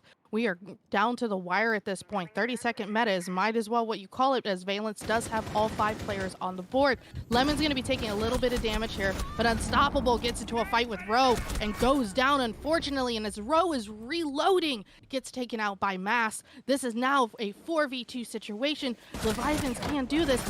Proxy is going to take down Psychics, but Lemon's going to stick that and immediately get that back. We're going to see the plant potentially go down. 5 seconds left in the round, and I don't think this is going to be a Valence round, or I could stand corrected and we could get a very nasty shot to give this our first match point of the night. Klimpse, oh my goodness, I wasn't expecting that. Mash shuts down that last player, the Aruni, nearly super dangerous there. Takes out that planner undetected in lobby. But I want to talk about Valence. They're clear on that kitchen player, the Frost. Great job by Valence. They sent the Finka down to take the fight. They knew that the Frost was hanging out there. A little bit of a late drop coming from the Thatcher of Mass. However, it ended up working out because they caught the Frost off guard reloading, and they were able to still net that frag. A great example of how to play a good refrag. Really well done by the IGL of Valence. They were able to craft that execute just onto the kitchen player alone, let alone then start working on the execute of the actual bomb site as well.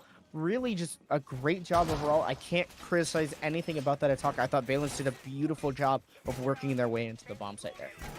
And once again, we witnessed the perfect concoction of coordination. Even though their planter went down, they still had proper angles held and were able to get those last little few picks in order to make it work. Now, yes, they had the man advantage, but Leviathans did have what I like to call the home side advantage, and that's them being able to sit down on site and kind of force them to go do that plant. But good on Valence. That was a beautifully executed round. So we are officially on match point. This is the last potential round that we will see out of these two teams. I like the fact that we're seeing Defrex on a Osa.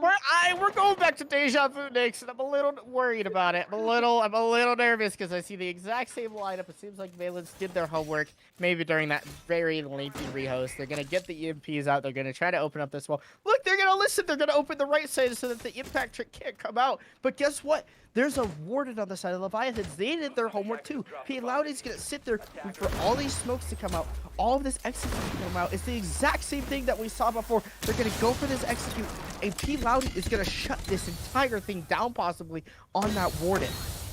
I'm over here just listening to you talk, and the first thing goes through my head is dun-it, dun-it, dun-it. And there it is. Defrex is going to go down, but not out. But Chu is going to confirm it with his own C4. Oh my goodness. This is going to go very quickly. P-Loudy's going to take down Psychic. Diffuser's going down. Is he going to stick it? Diffuser is officially planted here. We have 37 seconds left here in the round. This is going to have to be kill or be killed, unless you're able to have the ability to get that diffuser down. Chu and Proxy both taking double damage here. Waffle's going to be taken off the board. And oh my goodness, Lemon with the triple kill. We're 2v1, 1v1, quad kill. We're going to see the diffuser get taken out. And oh my goodness, Loudy, you are insane. Somebody get this kid a contract. The power of the retake, the 5v3 that they had. The Thermate tried their best. They opened the wall. They got the bomb down. They did God's work for the side of Valence, but it doesn't matter. It was shut down all by the powerful, strong hand of P-Loudy. I told you that it was going to make an impact on the round. The Warden, the goggles, the glasses, the blue lights just shine through the entire attack of Valence. P-Loudy clutching out that map. I mean, it was a 1v1 match point. Great job. They're trying to stop this so that they can make sure that they get at least a point, if not, are able to flip it around and get 2 points out of this win if they bring it to overtime.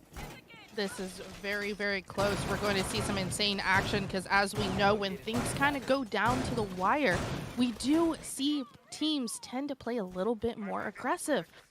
I have a feeling that's what's going to start coming out from the side of Valence, because we did see them try to get a lot quicker on that last round, get the plant down, but the one thing that they were lacking was the ability to hold those cross angles and fully see, because you have your smokes going out, you have your actual toxic babes going out. Everything's just cluttering the air at that point, and that's when everything started to fall apart for Valence. They lost 2 players early, and losing that glass surely hurt them. I mean, when you can't see through your own smokes, but the other team can see through them, it's gonna hurt you a lot. The OSA shields were great, but they didn't provide enough coverage. You lost a player going for the first plant as well. It kind of just fell apart for the side of Valence. Their first attack went absolutely atrocious because they couldn't even get through the first wall. The second one, a lot better. They got the plant down, but they lost too many bodies, and that ended up costing them in that post-plant retake. Beautifully played out by Leviathans, might I say. Yes, so match point round 2 it goes. If Leviathans win this round, we will officially move into overtime. Ro's going to find the first kill on the board, which is going to be unstoppable. That has been the top fragger on the side of Valence. Now, our numbers are going to be a little bit skewed because we did have to do a rehost, but Lemon's not that far behind. Lemon has also shown up and really shown out being that hard breacher, which is something you usually don't see. I'm wondering how this is going to go. We're a minute 58 seconds left into the round, and we haven't quite seen anything other than a kill. Unstoppable being killed, though. That's the Finka once again down. It seems like the primary entry for both sides has been this Finka player, whether it's Waffle or Unstoppable. But that Finka being gone so early in the round really is a punishment, because you lose all of the utility. You've got nades, you get the Gone 6, you have heals, and let alone you get that LMG that just goes burr. Now that that's gone, that's really going to be hard. Your spearhead entry is gone, Valence. You really on the back foot this round. You want to close it out. You don't want to give up any points to Leviathans, but you just might. You got to get every point you can for playoffs right now, and there's only a minute 20 seconds for them to be able to get this attack to go and try to hold out. This is going to come down to the battle of mentals. Yes, anybody can shoot a gun. Anybody can, proper crosshair placement. You're good. Lemon is going to take down P. Loudy, so that's going to kind of even things up, as Mass is going to take down Ro. It's going to be back and forth here. We're 56 seconds left in this round. This is where things are going to start heating up. We're either going to see Leviathans kind of get their act together and be a little bit more patient and potentially get those cross angles held so that way they can take this round. But however, we are going to see Waffle unfortunately go down but not out, and immediately confirmed by Lemon. Lemon's, if I'm not mistaken, in a triple kill at this moment. There's a potential for a full-blown ace here if the team lets him get it. But the most important thing here, with 20 seconds left into this round, is getting this plant down. And ooh, we see his sneaky proxies. He's down there with the SMG-11. Oh, he totally could have played that a little bit better, but we are now officially on a quad kill. 100% quad kill, and Lemon's going for the plant. 6 seconds left around. Is he going to stick it? He is, but his teammate's going to be taking out his opponent and giving Valence the win. The first win we have seen so far in Season 3 of our regular season. Valence started on the back foot that round, but Lemon came out as everyone's hard breach dream. Any player that's ever played a hard breach role, a support role, they did amazing. They turned into the entry player that Valence needed that round. They lost their Finka off the bat, but who cares? You got Lemon, the wannabe entry, clearly show it out strong, goes and makes their way. They clear the Jaeger. They swinging on the smoke who's hanging out in games. Great job by Lemon to just be like, yes, I will entry. That's what I've always wanted to do. Maybe Valence wants to give him a shot on that. It was really well done. Getting the plant down as well. A great job by Valence to close out that map, especially being on the back foot. A lengthy, long map. Some attacks not quite coming to them, but they're just barely able to close it out and get it done. They put just enough rounds in front of them to be able to net a win here. I mean, honestly, like, you have to kind of think about it, that good old saying, when life gives you lemons, you'll get frags. But we are going to send it to another quick break. When we come back, we will be having Paradox Esports go up against Outlast Academy. That's going to be another great match of the night, and it's going to be another best of one tonight here on Xenon Gaming Series. We'll see you guys in a few minutes.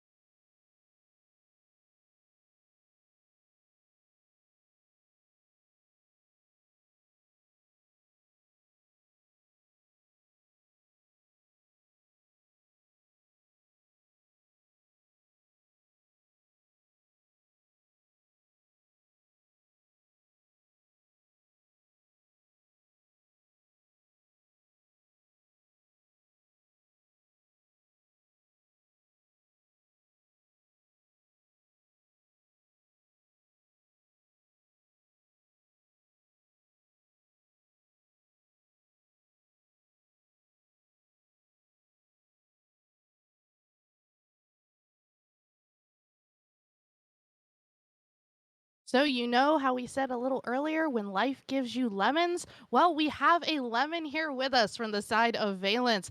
Absolutely phenomenal game tonight, Lemon. Seriously, we're flabbergasted over here. Well, it's a team-based game, just everyone doing their jobs correctly, and I think we was doing it better than Leviathans tonight.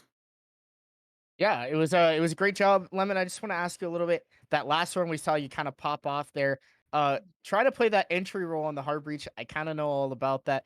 Trying to walk in. Your team didn't want to walk in, but you did. You were able to get the guy on blue stairs. You're also able to swing the Jaeger at top fireplace and finish off the smoke, who was in the games here. What prompted you? Because your Finka was dead, and I think your Yana may have also been gone. So what prompted you guys to just be like, I'm gonna be the hard breach, and I'm gonna be the one that walks in?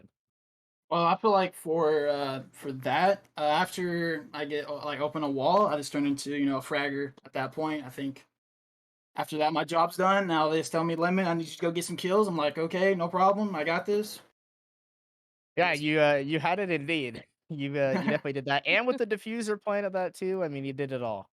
So, I guess my question is, how do you balance the ability to do that? Not only living on that F key and getting that plant down, but really knowing exactly when to frag out, because that's got to be some type of really careful balance? Is it calls that you're waiting on from your team, or is it just your team trusts you to do exactly what you need to do? I think my team trusts me to do what I do and my abilities as a hard support player. I've been playing ever since comp, like I've been on comp, so I feel like just it's natural, like to know when to. Okay, it's time to go frag out. You open walls, now it's time to go get the plant down and get some frags. Yeah, and we saw a couple interesting plays go on, talking about the plant going down and talking about maybe that big garage execute going down. You guys had really big issues on that first round that you attacked the big garage where the wall didn't get open. Maybe due to an impact or a Cade Claw trick. We're not really sure what happened actually.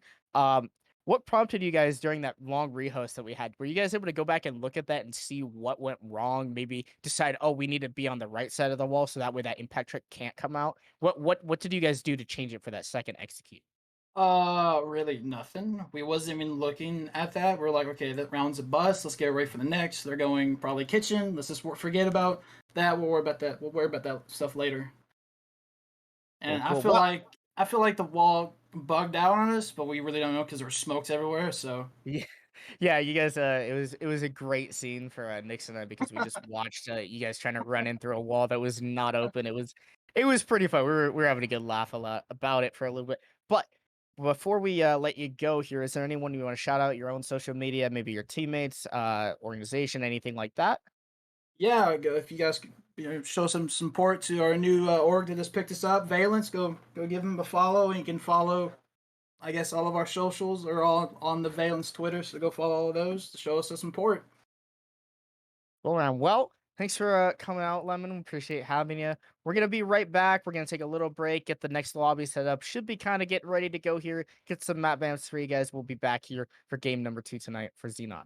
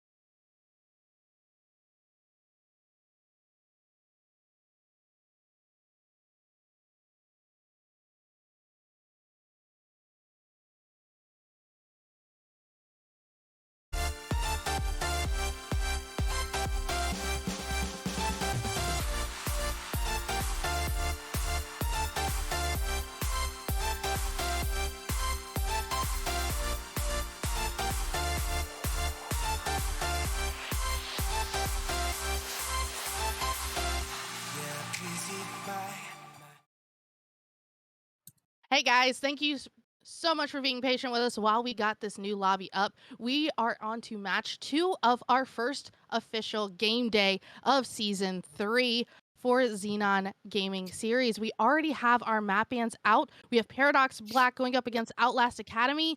Klimpse, let's talk about these bans. Well, for us being week 1, we're going to Villa, Skyscraper, Chalet, Oregon, and Clubhouse, all taken out by the set of PDX. Border taken out by Outlast Academy. Same with Cafe, Theme Park, and Bank. We're going to Villa. I'm glad that that's not Oregon. We were talking about that earlier last map. Last map we played Chalet. Now we get the privilege of going somewhere else. Villa, good old tried and true.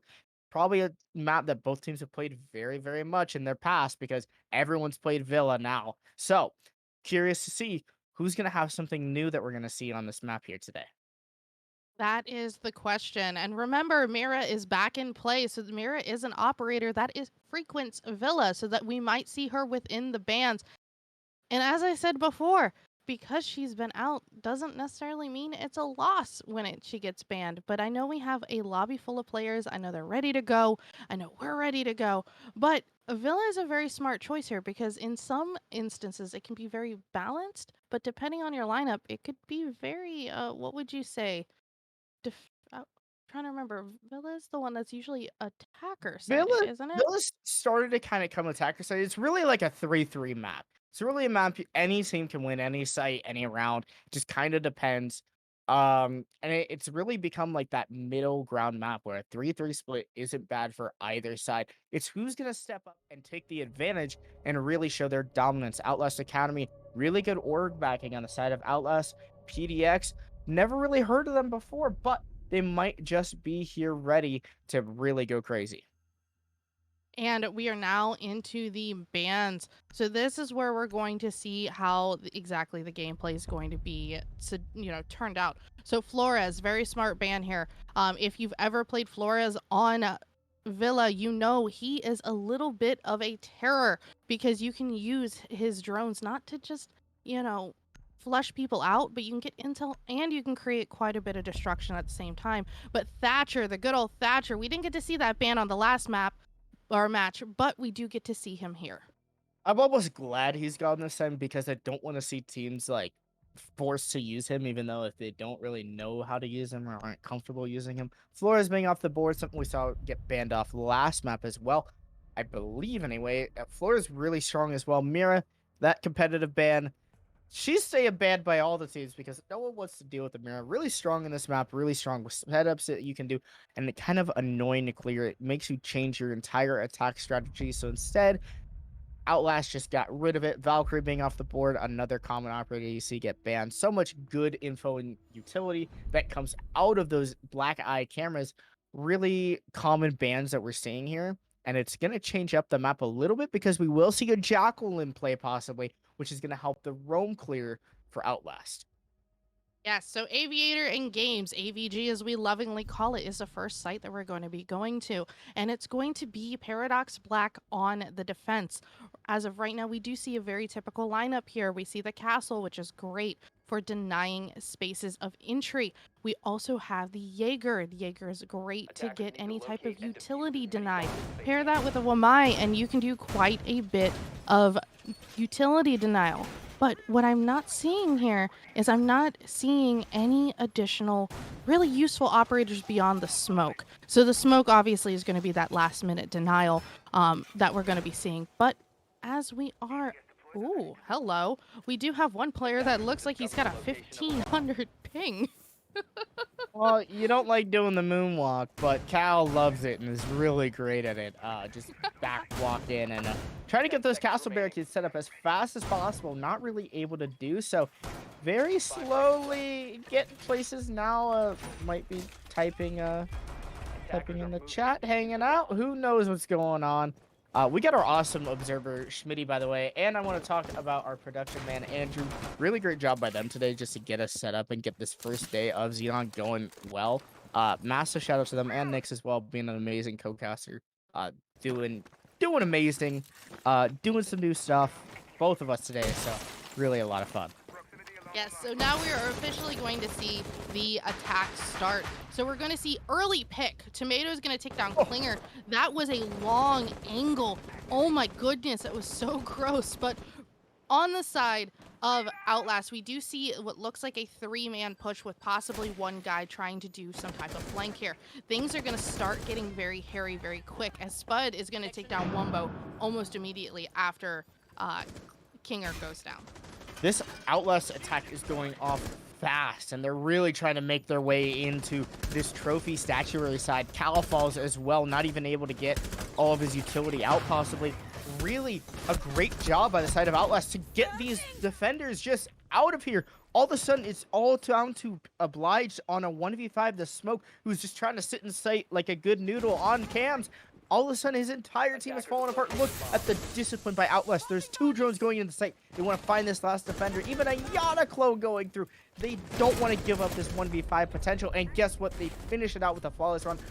Beautiful discipline by Outlast. And right now, Paradox, not with a great start that you wanted to see. I want to see them really hold out a lot better and not just lose their entire bottom end so fast. That's the unfortunate thing. Especially when that first round starts going that way, it's very unfortunate because those really landslide rounds can take a lot of mental out of a player. So we are going to be moving into round 2. Round 2 is going back to the Aviator games. They want to try to redeem themselves from the loss that they had just seen. Now, I want to point out Angel. Angel is going to be the courier. He was ready to plant. He did not care if there was a 5v1 situation. He said, listen, this is my job. I live on the F key. I put plant down, I hit F. So he was ready to go either way. But Paradox just kind of sat there and was like, all right, like you called him Noodle. So they were basically like, all right, Nudes, go. They sent Nudes out to the world. Into the world they go. It was just a really rough defense. I mean, their entire team fell apart. The poor Smoke. I know that pain when your entire team just dies off the site. You're like, guys, what happened? Like, I was on cams for 10 seconds and now you're all dead. What's going on? What are we doing here? Paradox, they need to look at maybe reworking some of their ideologies for their defense and not get too aggressive to where their entire team actually falls off the face of the planet. Now, the detriment that happened was the fact that Klinger went down so soon. That long angle, even he got killed with a pistol. No, like, be in mind that's shameful. But those are the things that they're gonna have to be careful of. Just knowing placements, knowing where their bodies need to be to prevent those early kills early on. But we do see Spudsack and Tomato are gonna start kind of playing with each other. They're gonna start pushing up the stairs. They want to flush any players out that they have there so they can start making a coordinated push and take some map control. That's the most important thing here in Siege, is controlling the area in which you're going to be either attacking or defending.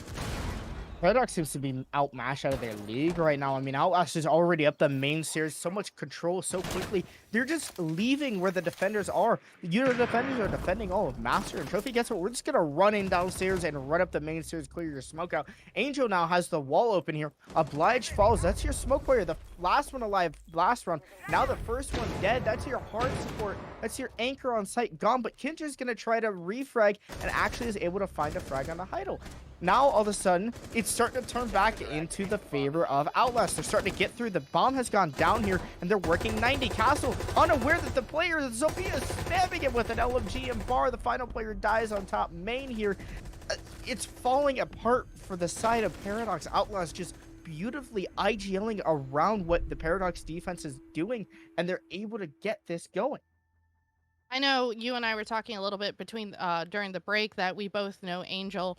And the fact that really this year he's kind of come into who he is as a player. He used to play on teams such as Genesis, and I believe he played on Leviathans for a little bit as well. But he really, truly is, coming into his own and really, kind of finding his platform here in the world of Siege. And he is a great courier, because for him to be able to not just the first round, but the second round commit to a plant, whether that plant went down or not, that is dedication, and that's knowing your role and how to do it properly. And best job on the team is to hold F, because you let the rest of your team get the kills. You get the stats for planting that bomb.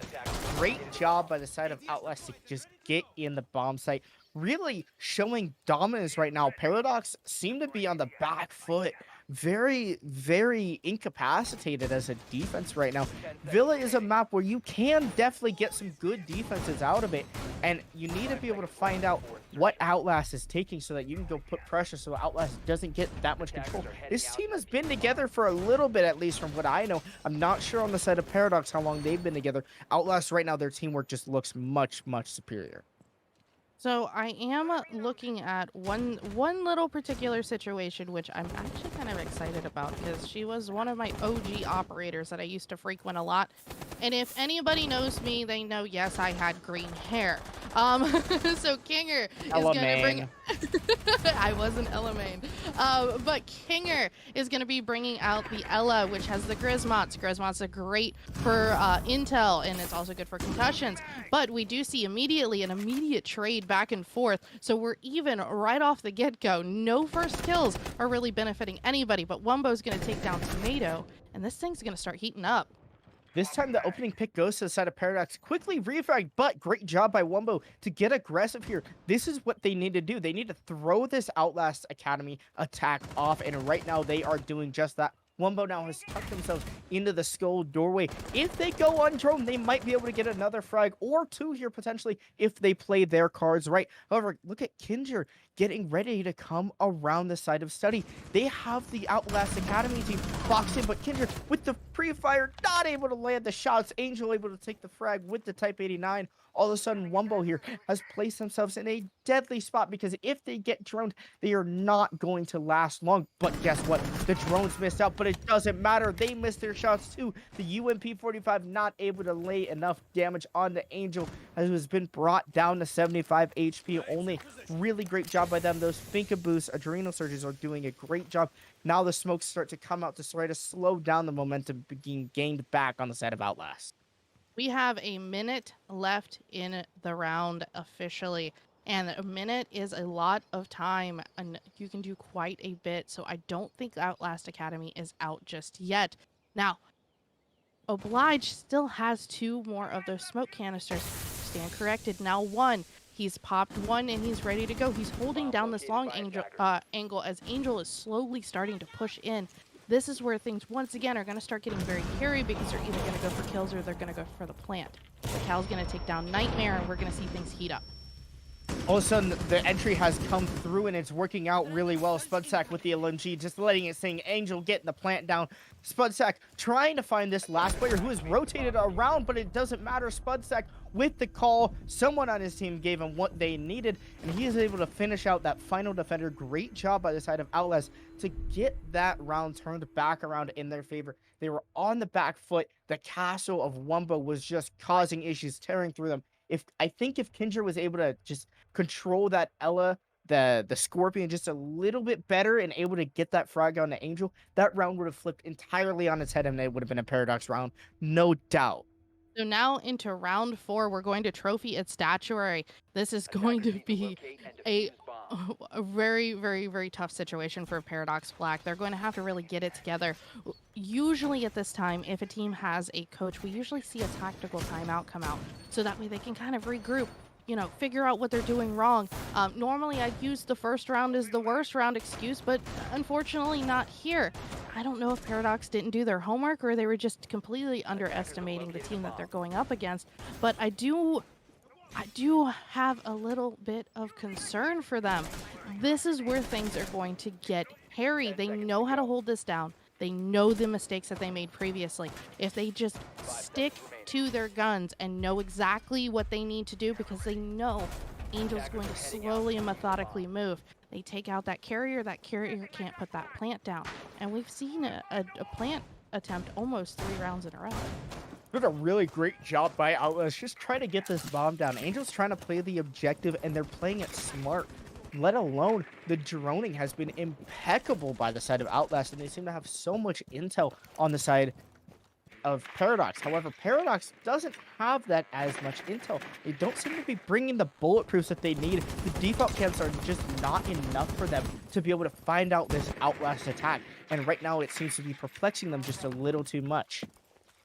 But we are going to see entry finally happen by Spudsack. He's on the Buck. The Buck I absolutely love. Anything that has vertical destruction and has the ability to have reverse vertical destruction, which is what we're seeing the Buck do. He's going to start opening up these holes because he wants to get these picks from the bottom. It's harder to get somebody from the bottom than it is from the top. But we are going to see a frag grenade go out, and Wombo is going to be the first official unfortunate victim.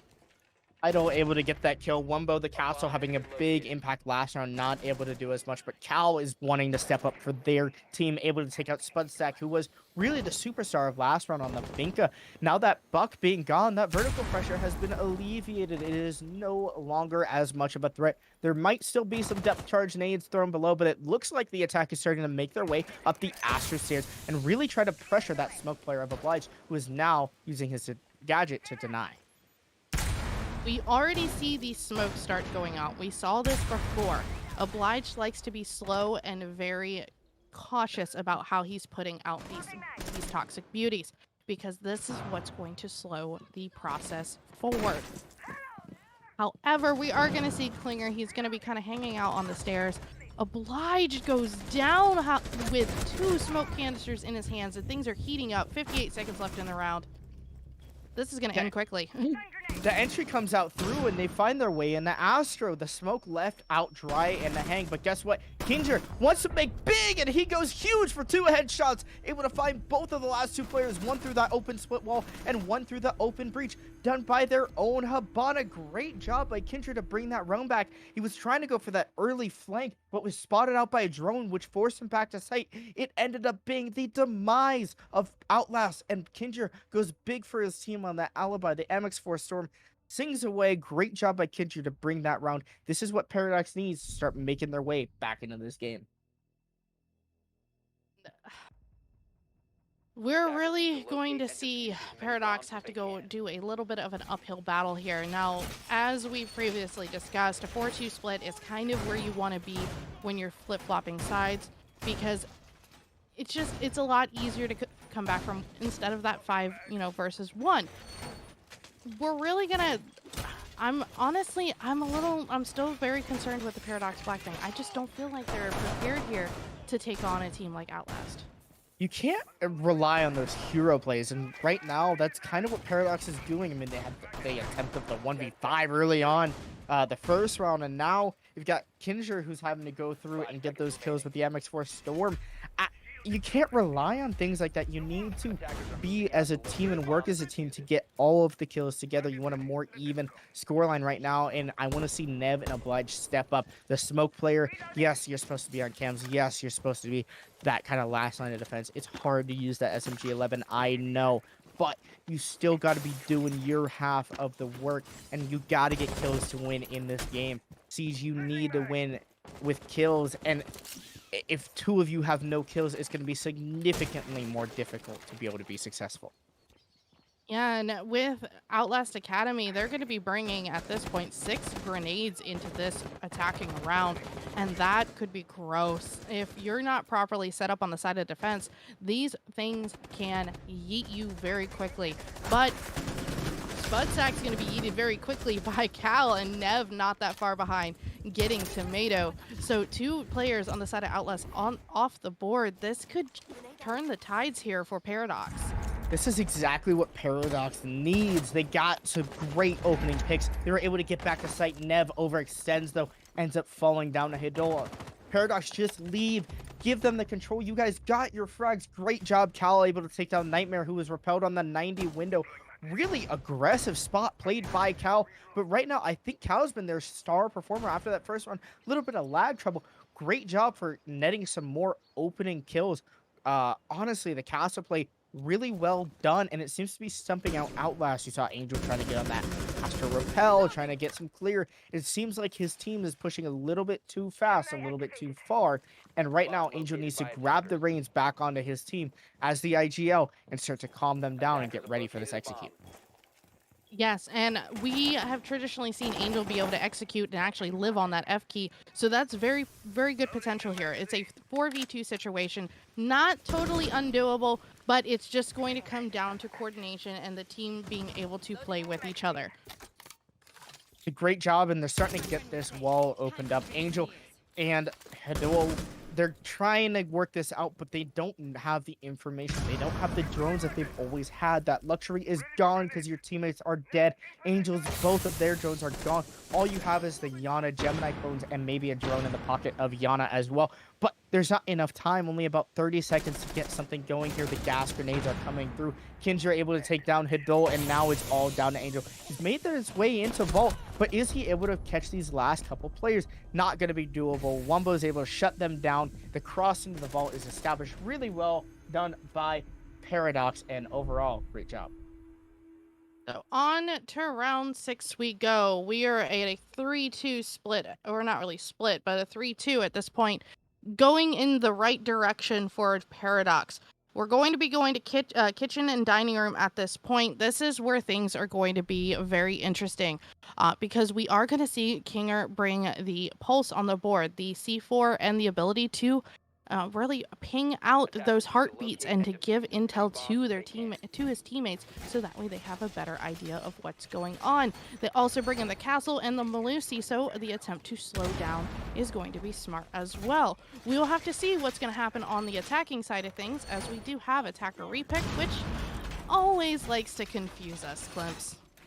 Attacker repick can change the meta, change the game. A lot of things change with that because you can do whatever you want. You have the flexibility to change everything. Right now, Paradox doing a really good job to change their pace and their mentality in this game. Doing a great job. One thing I wanted to highlight there, you saw Cal AFK for the first little bit of the round. Maybe there's a little bit of a lack of focus going on the side of Paradox, or are they trying to get their strats pulled up? Maybe they're just not quite as prepared. They don't have everything memorized. Maybe they weren't expecting to go to Villa. And getting that strat document up is extremely important, but gosh, taking it 20 seconds out of your prep phase is a huge chunk. And look, there's still a couple castle barricades which are not placed down yet, which means Outlast Academy might be able to take advantage of this slow setup being performed by Paradox Black. So we do see Kinger's already going to be on that pulse scanner. So whenever you see those little highlights happen on the side of Paradox Black, that's how you know they're going to be using their utility. But Nev is going to take a little bit of damage here. The Jaeger already has his utility down, so his job's essentially done. He is just now a gun that's going to get some kills. So what I'm seeing here is we're seeing Outlast kind of do this extended hold, and this extended hold is going to either make or break them, because they are well, not really extended hold, kind of like an extended into pushing into those red stairs, because one of the things that you really want to see from this Outlast team is how they are going to be playing coordinated, and that's what we've seen in these previous rounds. The C4 is gone from the pulse, but that doesn't mean the intel isn't gone. IQ looking to get some pings here onto that pulse, possibly find them on that heartbeat scanner through the floor. IQ, known as a direct counter to the pulse, you're really able to hit some crazy shots with that pistol through the floor. That scanner is deadly, and as a pulse player, it is terrifying to be on the end of that barrel because you don't know where that IQ is. That's the second C4 that's gone out now. There's no more C4s, which means that pulse scanner is not going to be as strong as before. All of a sudden, Hidol able to take out Wumbo. That's when your support players on site. The Cade probably dying to a little bit of vertical. That's not too great for the side of Paradox, because now you're starting to lose that pressure, and they've lost that top floor control as well. Now, as we're speaking of top floor, we are seeing Spud that's going to be opening up some of those holes for angles, but Nightmare is going to be taken out of Lige. Luckily, he's not on the smoke this time around, so not too much of a detriment, as those Malusi Banshees are already down. But 46 seconds, we're moving into what we're going to be seeing as an execute here very shortly. Nightmare going down, going through with that Finka Surge, now trying to take on some more gunfights. Tomato as well, able to finally win out that gunfight on the Cal, but Kinger looking to return the favor on the pulse. That UMP-45, he's got the worst gun in the game, as Canadian once said, but can Kinger do it? He has the heartbeat sensor, he's got the intel, a couple of Z-pings are coming out, but they need to find 4 frags, currently in a 1v4. Paradox relying on the hero play, Can Kinger make it happen? He's got the flank currently onto Memo and could find the player on touches. The diffuser's gone down. Kinger tries to get out. He's got to play safe. All of a sudden, the diffuser is picked up once again, recovered by Outlast. Kinger trying to figure out what they want to do. Do they want to go with the red stairs? Do they want to go for the diffuser? No, not able to shut it down. That bomb does successfully go down. You've got the players on the cross in logic.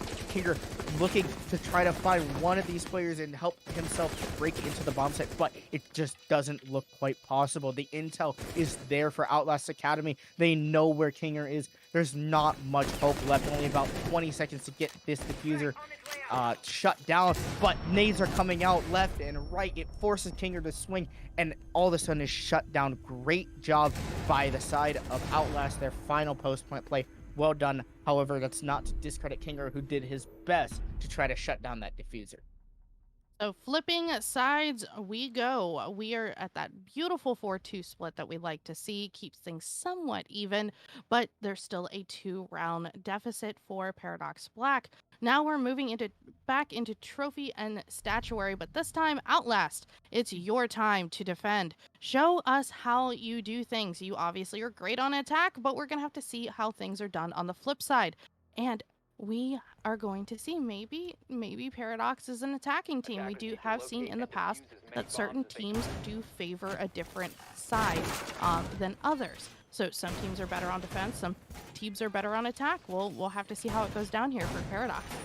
Definitely a little bit of a attacker side of favor, at least on the side of Outlast. Now, Paradox might be able to just bring that back as well, but Oblige switching up the Habana to the Twitch. They're right now not having the best start to this game, but if they're able to get on that F2 and really kind of crutch up a little bit and hit some good shots like Oblige definitely can, it's going to be really, really great for the side of Paradox. They're going to be able to open up some of the site, use those Twitch drones to get into the bomb site, and actually just force out a good play. Now, we're seeing a downstairs extension on the side of Outlast. Maybe Nixie can explain why we're seeing that? So usually a downstairs extension, this is where they're going to want to try to pick people off early, because whenever you have a top floor site, if I'm not mistaken, I believe that's where we're at. We're all the way up. Trophy, no? yeah. Yeah, Trophy so we are. Yeah, so a lot of teams will either, try to go below, or they'll try to do what's basically like horizontal take. And we are actually indeed seeing Paradox start pushing from below. So what Outlast is wanting to do here is they're wanting to pick off those people fairly early, so that way they don't have the coordination to start pushing to the top. Once they get that top floor control, you might as well have sight. But how worth it is it? Wumbo able to get a frag onto Nightmare. That shows maybe how worth it is, because they're able to start shutting down this defense that's being positioned downstairs. Tomato able to get a frag. However, a refrag comes out. The shotgun just not doing enough damage. Cal is saved by Kinger.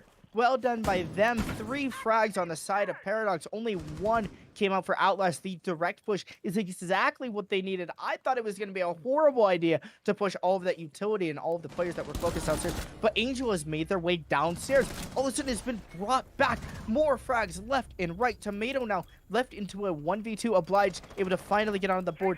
The 2 players who have struggled so far at the beginning of this game versus Tomato, who's currently the second best fragger on the side of Outlast, who's got a lot of utility and site to still work with and a bunch of toxic spades. They're going to have to do their best, but there's minimal drone info and utility for the side of Paradox to be able to find where this final defender is hanging out. Now, the moment that one of those smoke canisters goes out, they're going to know where he's at. He has to use this utility. Tomato's going to be taken out 1. So Nev, that's a great pick. He's got the diffuser. If he can hold it down and use those canisters to deny them to push it and be able to pick it up, this could actually go in the favor of Outlast still. The refrag not coming out might just be the detriment of Paradox. Tomato looking to play this 1v2 beautifully. The bulletproof camera providing great intel on where this Twitch is hanging out. Currently getting on and off camera. Tomato now has crept all the way up next to the statue door. Oblige might not be aware of this positioning, still on drone. Tomato chooses to swing out and master. It might just be deadly, but Oblige sees it. Doesn't matter, because Tomato just swings out. He hears the shock drone coming, takes the swing, able to get the frag. It just wasn't a great 1v2 crafted by the side of Paradox. You did a great job clearing out that downstairs, but you gotta reset and you gotta play refrag on those top floor players as well, and you didn't play top refrag on Tomato. Tomato played refrag on himself, got both of you guys, and shut down that attack from Paradox. So now we're going all the way back downstairs, dining room and kitchen. Once again, the pulse comes back out. Nightmare is going to be bringing out the Ella, so we're going to have a little bit of sound information that's going to come out on the board. But one round separates Outlast from match point. That is where things are going to get fun, because Outlast is potentially going to get aggressive here, because they're going to want to shut this down. They're going to shut Paradox out and not allow them to push forward. But we have seen Paradox go to this site already. It did not end so well.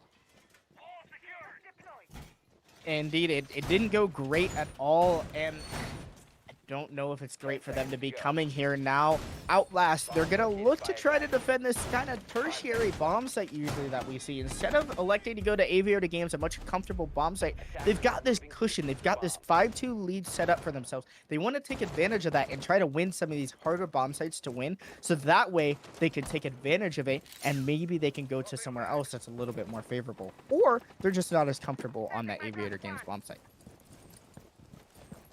It could be either or. We really don't know. The most important thing is they're going where they feel is best. Because sometimes a lot of teams will sit there and they will kind of try to trick other teams by sending them to a not so common site, or one that's not necessarily as prominent in early rotations, because a lot of teams just don't expect it. But Angel doing Angel things. He's gonna be on that pulse, but unfortunately, Wumbo is going to be the first victim, and it's falling to this side of Outlast. This is not good, because it sledges off the board. There goes the verticality. The Alibi takes out that first player, and you're right, the verticality is gone, but no need to fear. Fuse is here. He's still hanging out upstairs. Cal is going to look to try to get inside here and rain some of those cluster charges. Rain down the heavens onto these defenders who are hanging out inside unknowingly, unexpectedly. Guess what? That LMG of Fuse is masked by the 6B41, also brought by the Finka, but does it matter? Their entire team, their entire push might just get shut down. Kinger looking to fight the Alibi here. Still really aggressive. Outlast does not want to give up their control to the top floor, but now it has been yielded. But guess what? That pulse is still hanging out down below, giving out a lot of intel. The C4 has been used up, though, so it's going to allow some freedom for the side of Paradox to start to do some work here on the site. Remember how I talked about Fuse on Chalet? We have a Fuse. Yeah, and I know. And what's really great about him, if you play him properly, like, don't go for the kills. Go for the utility clear. He can clear out a mess ton of utility. But Kinger is going to take down Hidal, and oh my goodness, Kinger with the double kill, and then immediately taken out by Spudsack. 53 seconds, and this is where the round's going to start ending.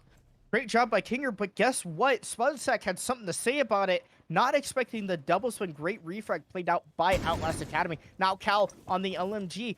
Can he crutch up and use it? Is he able to be clutch? They're looking to find some of these players, but they're all hiding. Outlast does not want to give an inch to PDX and Cal. Cal right now looking for these players, but guess what? On the astronomy hatch, I'm not sure if Cal is aware of this location. Maybe they are, but it seems like the Outlast player has fallen off. I'm not sure who's hanging out up there, but Nightmare is definitely producing some nightmares right now, swinging with the pistol, showing Cal how it is done, showing Kinger from earlier who whiffed with the Ella. Guess what? Don't use your main gun. Just pull out the pistol, swing with that. You'll have a much better time. That's how it's done. And Paradox doing not their best here. They're going to call a timeout and try to figure something out here while Outlast is moved on to Mount Point. Now, I was about to say, I'm not sure if they remembered to do it in the pause menu, because now timeout is now put in the hands of the players, which is beautiful, beautiful, beautiful, because we don't ever have to worry about a observer missing those timeout requests. But this is going to be a Paradox Blacks timeout. Do you think this is a little bit, late in the game for them to be calling this timeout? Well, look at the players. They're really quiet. They got some lone faces. I'm not sure if they're excited right now. They got to get hyped up. They got to get ready here. They're starting to talk out some of their differences. Maybe there's some issues going on internally. Who knows? But right now, someone needs to be that voice for the side of Outlast or Paradox rather, and I think it's Kinger. Kinger's been on a really hot streak lately, finding some great kills. He needs to try to tell his team what's going on. We see some fist bumps going out here, some good morale, some good positivity, and I like to see that on the side of Paradox. It's going to hopefully bring out some positivity, some great jobs by them to at least hopefully bring the mental back up and get ready here. Yeah, mentals are everything in a situation like this because you want to make sure that you're going into every round like it's a new round. You don't want to worry about the previous one. Learn from what you did wrong and move forward. And that's the best way to turn this from a 6-2 to possibly even a 6-4 or a 7-4. Sometimes, honestly, you just can't win in certain situations, but we have seen many underdog stories where teams have been able to bring 5-6 rounds back to back in order to bring out a win. So that timeout could have done quite a bit for Paradox. Hopefully it's going to work out for them. I'm not sure though. They're on the back foot pretty far. I mean, 4 rounds is a lot to come back from, but it's not unheard of. It's not impossible. They've got some frags going on. Nev and Oblige really need to step up though. If they want to do something, I need at least one of them to really come up from the grave right now. Sitting pretty far under. They can start to crawl their way out of that 1-8, 1-7 pit. It might just help give Paradox enough leverage to start getting some of these rounds onto Outlast. And this is really the do or die at this point because we are going to see Paradox. They've one of their 2 rounds that they have won. One has been on attack, one has been on defense. And that's where it's a little shaky. We've seen a lot of very close rounds, but it's just that lack of coordination and potentially Paradox just being a newer-ish team that doesn't have the support that they may need. But Hildo is going to take down Cal. That's going to be the first person off the board, and that is going to be your Gemini replicator, your Yana, your ability to run in and confuse people. But to no avail, first person down. This is not looking good already. After a tactical timeout to lose the first pick, it's been a common theme, and a Mistrone comes out. It looks like Adoy was just completely unaware, or the side of Paradox was completely unaware of the alibi who was just sitting in bathroom. I'm not sure exactly where that was, or maybe they just walked all the way through Master. Who knows? But right now, look at the aggression coming from the side of Outlast. The alibi swinging, losing their life, but they've already done their work for the round. However, Outlast, Angel, you need to get your team under control. Pull them back, get fish on, pull them back, reel them back in, because they're getting a little too antsy, and it might just end up costing you the round. Yes, and we're 4v2 situation here. We've discussed it before. This is totally not undoable here, but you've got to have the straight mentals to do it. You've got 1:20 to get this done. That's a lot of time. Play it slow, play it methodical. Nev, use your claymores because they are going to flank you. That is the most important thing here. Be prepared for everything and work in unison. There's some utility to work with here. Wumbo and Nev slowly making their way up, but they only have 1 drone to work with, and that's on the side of Nev. Now, they are a support player, which means they have the drones. They're used to droning and stuff, but at what cost? I mean, you only have 1 drone. There's so much intel that you need to get, and it gets shot by your own teammate. Oh no, Wumbo ends up taking out his only piece of utility, and it ends up costing them. They swing out ill-advised in a 90. Nightmare taking out Wumbo. It's a 1v4 for the ace of Nev, who ends up getting swung, not able to do much. I mean, there's so much utility still on the side of Outlast to set up the maps table shield. You've got a Rooney Gates, you've got players swinging like crazy, and overall, Outlast Academy just simply played the rest of that round better. Yes, and Outlast is the victors for the second matchup of the night. I'm telling you, they have some coordination. They have the ability to just get the job done, whether it's within the first minute or the last 30 seconds of the round. That was beautiful to watch. Oh my goodness, Klimpse, how did you feel about watching all that? Outlast just played really well. They seem like a really strong team, a team that's confident in each other, a team that's confident in their skill and their gunfight, and seem to be pretty passionate about how they're playing. They're playing really well, lights out on the Paradox today. I think we might take a little break here, Nix, and get an interview possibly. I'm not entirely sure. So we're going to stay here for a second talk, but I liked how they were going about it. I liked how Outlast was going. I liked how Outlast was doing. I liked their droning. The IGLing was just on point. Really well done by them. Yeah, and it actually does look like we will be having an interview from the side of Outlast. So, if you guys don't mind hanging on for just a few moments, we are going to take a quick break while we get the player in the lobby so that way we can, chat with him for a moment.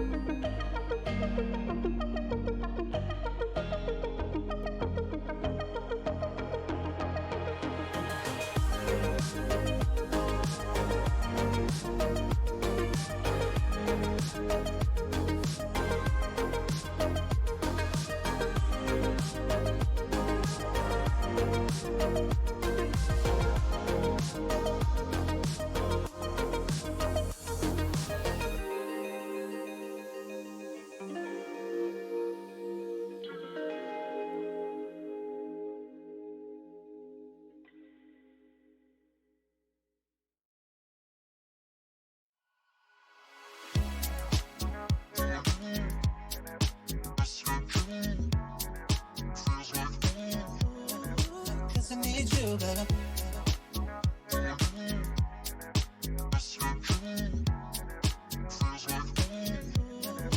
Cause I need you, baby. If you text me, say you need me. Even if it ain't real, you're just missing me. I'll be on the way, we'll spin and get it free. I'll be here. Spending time on the right sheets. We ain't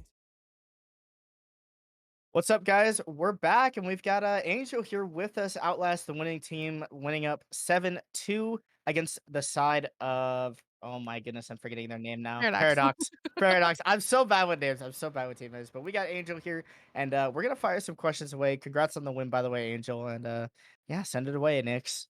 Yeah, so first off, I will say it is nice to see you finally coming into your own identity as a player. How were you able to kind of cut ties from like your previous teams like Genesis and stuff where you had such a tight-knit group and really start shining on your own?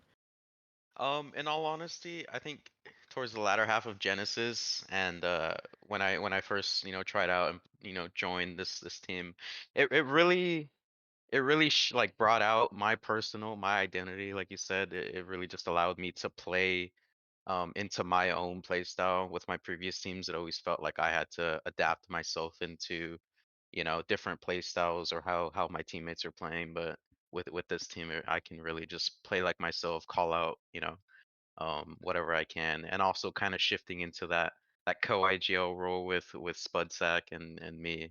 Um, so it's really honestly been really interesting, and learning a whole new because I haven't IGO'd previously until this team really. So going into that and kind of being able to call out, you know, what I want, really just enables me as a player, and I I'd like to believe my team as well. Well, yeah, when you don't have a ton to watch walk around and fry everybody, because you and I know we loved that type of entry player. But you and Potato or Spud, right? You said Spud was your co-agent. You guys did a really good job of like holding back your team and being disciplined. I mean, the first round you guys had a 5v1. You guys had a flawless round lined up. You guys had 2 drones sending in, going after the final guy. What does it take to get that type of discipline out of a team?